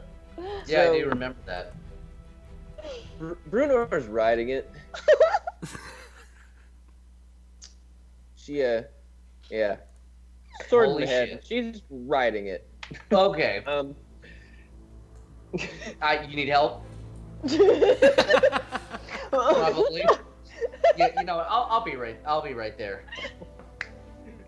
This All right, girl in that's here's unconscious about as anyway. much as you guys She would be might able be to dead. talk. Who knows? Yeah, I gave you a nice slow 6 seconds because I wanted a drink of water. So I was like, There you man, go. two. Everybody wins. All right. It was fun though. So Real, you know the time frame cuts. I don't want to steal you. You could keep talking more, but you would use your action to do so. All right.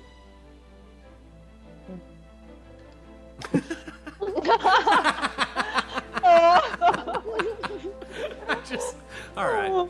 Clickety clack. That was the most baller thing ever. Clickety All right, clackety. Well, protect Best me. real thing.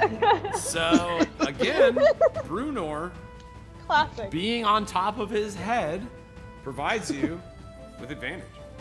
So with a 21 AC Real, you just kind of like you're like talking, chatting, you're like yeah. And the shot just blasts and hits him right in the side for 6 damage. And again, you have advantage, so sneak attack.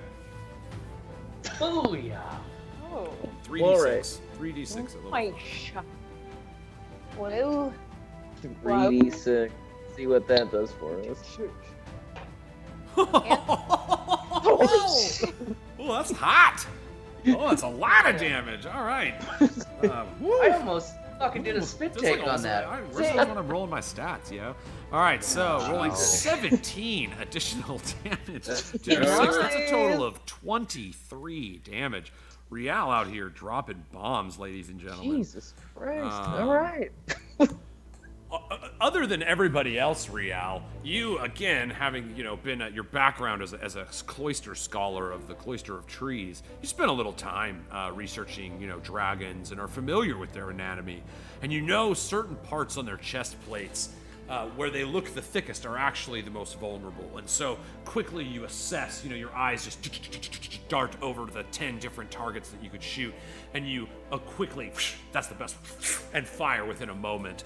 The arrow goes completely in and seems to, like pierce just as thick as it would with any other beast, as you manage to hit a soft spot. So that it kind of explains your high damage. It is still not bleeding. Just to throw that. Yeah. All right, Real, what else do you want to do? Now you're in the same kind of fickle position that Tina is, in that the head of this dragon has a 10-foot range. So it's got you, it's got Divot, it's got Tina, it's got really everybody around except for old riding my head Brunor is within a bite range. And Thoricus, who's on the other side of the fucking city. Saving the Dorcas and the blacksmith. Dorcas. More like Ignoricus, am I right? Dorcas. I let you make a medicine check. Come on. Come on, man. Come on, man. Oh, man. After the Well, medicine check, bro. Oh, my Just remember the medicine. burn. All right. All right.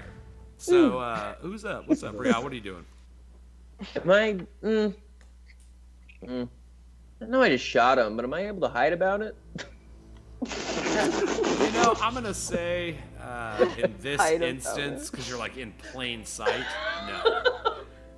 Like you're just like you stop. You do like the Tyrannosaurus Rex thing, and you just try not moving at all. It doesn't seem to work. You're just like, oh no, that was a bad try. No. All right, so yeah, I mean, you could move and try to hide, but that would draw the ire of Mr. Bite Mouth. Right. Mr. Chomp Chomp. Mr. Bitey Pants. Have you been reading my notes? It's like the Chomp Chomp name was passed down for 1,000 years. That is Chomp Chomp. That's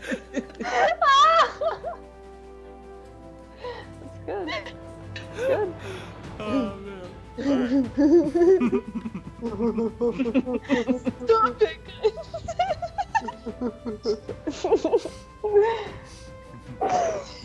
Alright. Ooh. Cool and collected.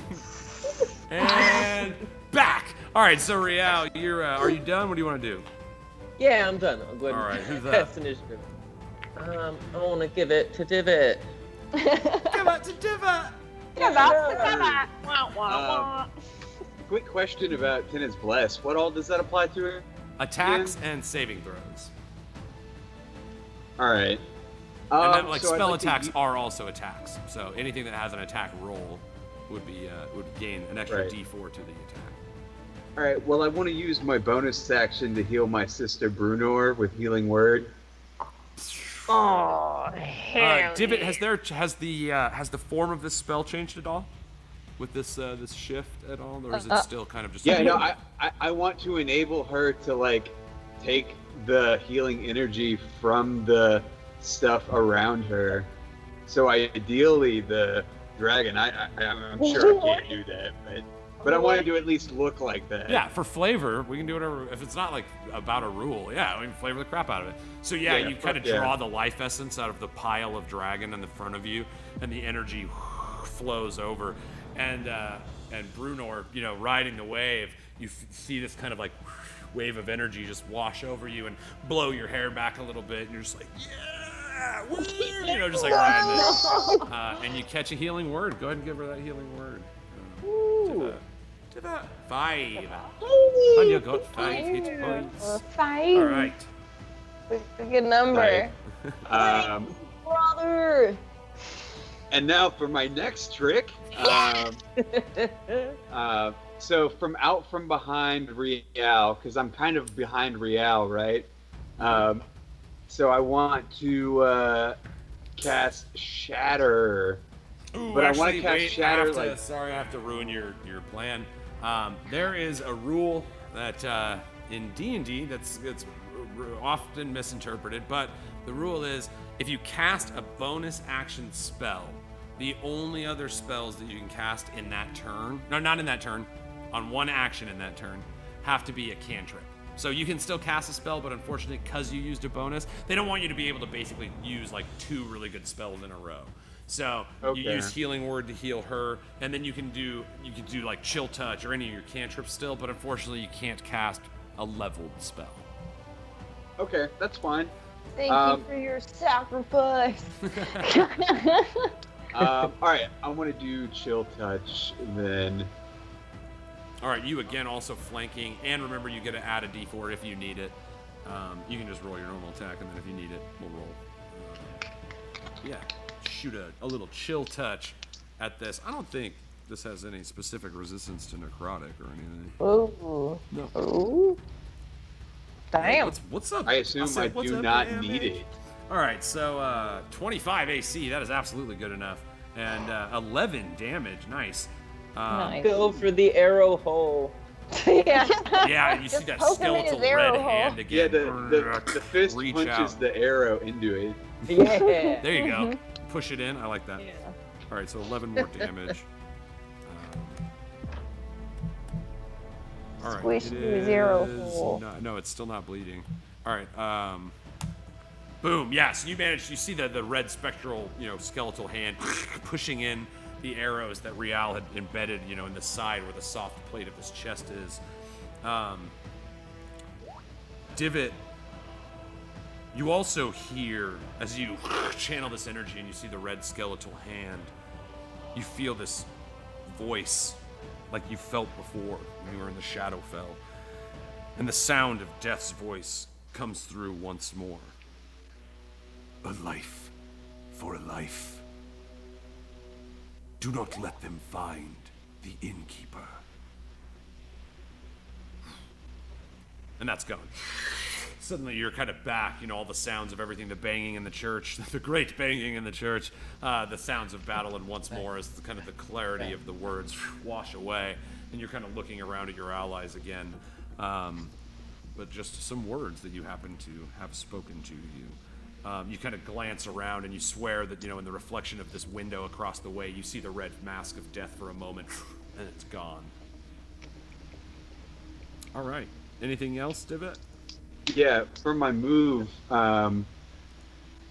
so I so long as I stay within 10 feet, I'm not going to get an attack of opportunity. You know what? I just that realized. correct? Actually, that was this round. Brunor instigated the attack of opportunity, so this dragon has actually already used its reaction. I'm sorry. Okay. So it can't also attack of opportunity you. It already spent it on Brunor. So you All can- right. I'd like to drop on the like roll under the edge of the tent that I'm next to, like slip away. Totally, But- just dive into here. All You, right, yeah. you I could will, presume it looks like I'm hiding, I guess. yeah. Awfully presumptuous. So go ahead, just give me a stealth check. Just unfortunately with disadvantage, just because you just stabbed a skeletal hand into it at the same time and then try to like roll away. that seems fair. It's not like, he'll just know that you're over there. It doesn't ruin anything. Rude. With a 7, no, you don't know that you were seen, but everybody else was like, what? You just Bruno, you're like, oh, and you like pointed down. Woo, whoa! You almost go over the top, like, whoa! So Divot, you're inside. This is like a tanner's tent. So you see there's like some boxes and crates and stuff, some stored things, but they have a couple like beast skins stretched over tables and stuff like that. With just a standard like skinning and tanning tent with a little storage usage as well. But you kind of look around and you don't see, right away or anything. You're kind of looking through to see if there's any people in here. You don't see anybody in there. That door barricaded? What? Man-bear pig? Is that door barricaded? Oh, How does something get barricaded from the can I- inside when no one's there? Is that the end of my turn, or can I like ready Yeah. anything?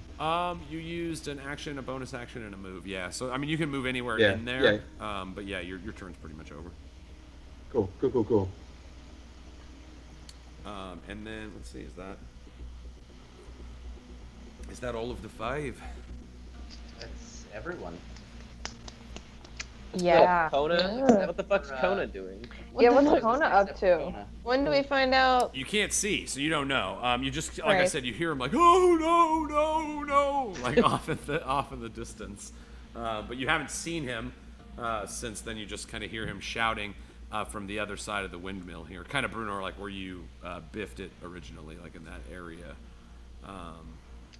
But yeah, I mean, I'm sure he's fine, right? Yeah, everything's probably perfectly okay.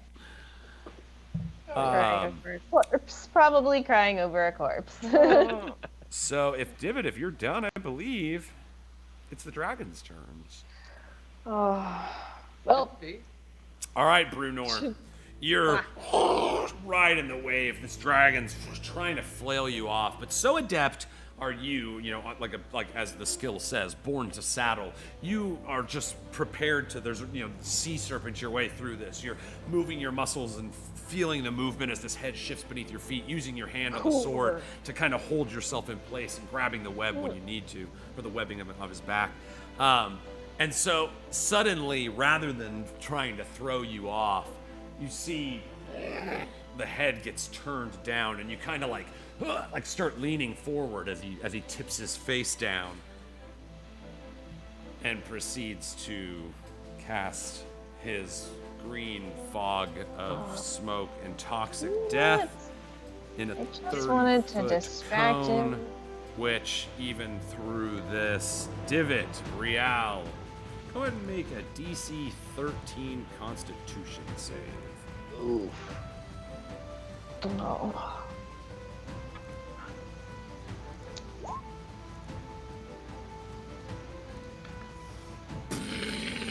There's this big cone of, cloud of ash and nastiness. It blows over you, Rial. You're quick to throw your cool little ninja mask over your face as it washes over you, but still the burning energy of this toxic cloud stings at the hairs in your nose and your mouth. You try to hold your breath, but even still, like, you just feel it like peeling at the edges of your lips as your skin dries out. So toxic is this plume of magical energy. And Rial, since you passed, you take 15 poison damage. Oof.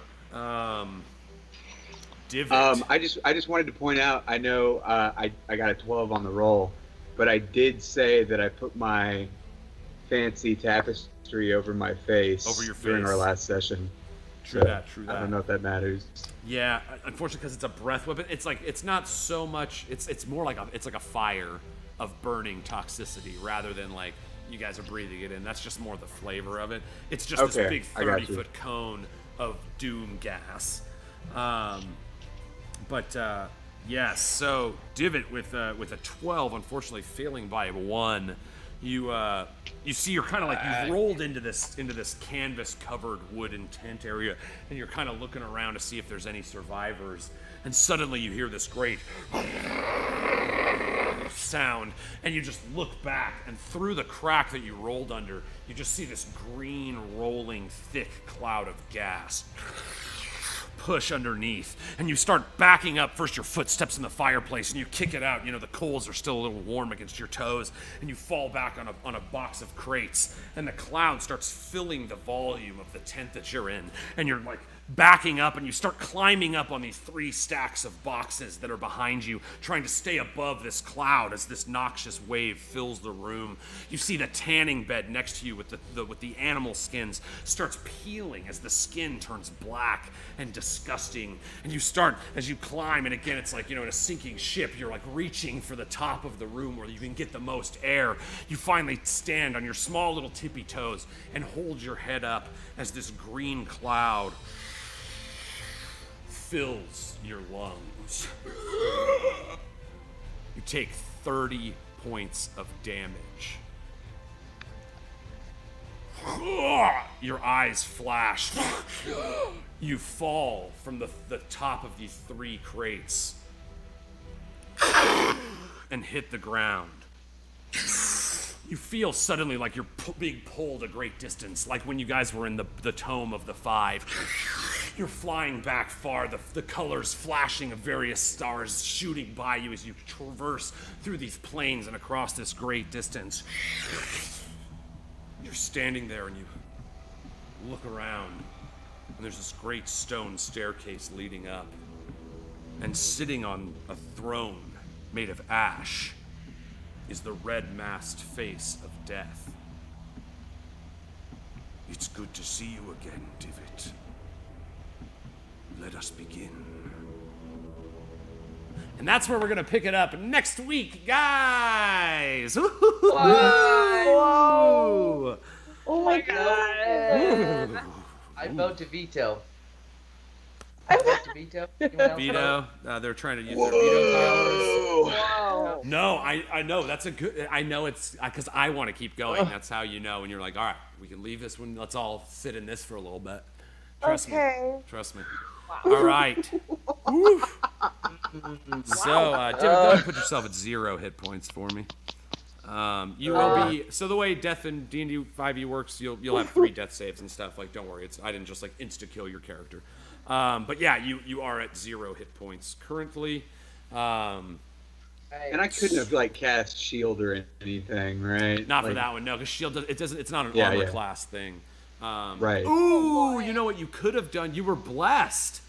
You could have added a D4.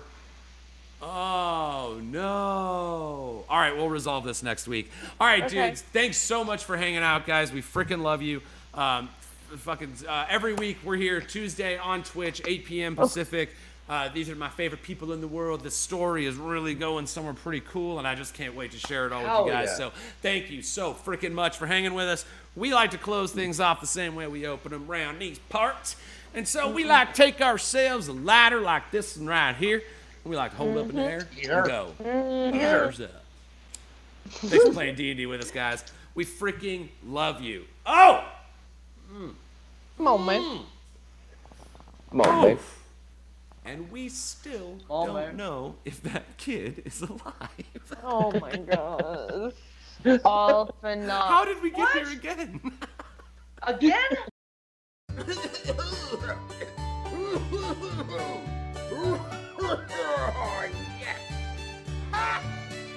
what? You can't touch me, 'cause I'm from the internet.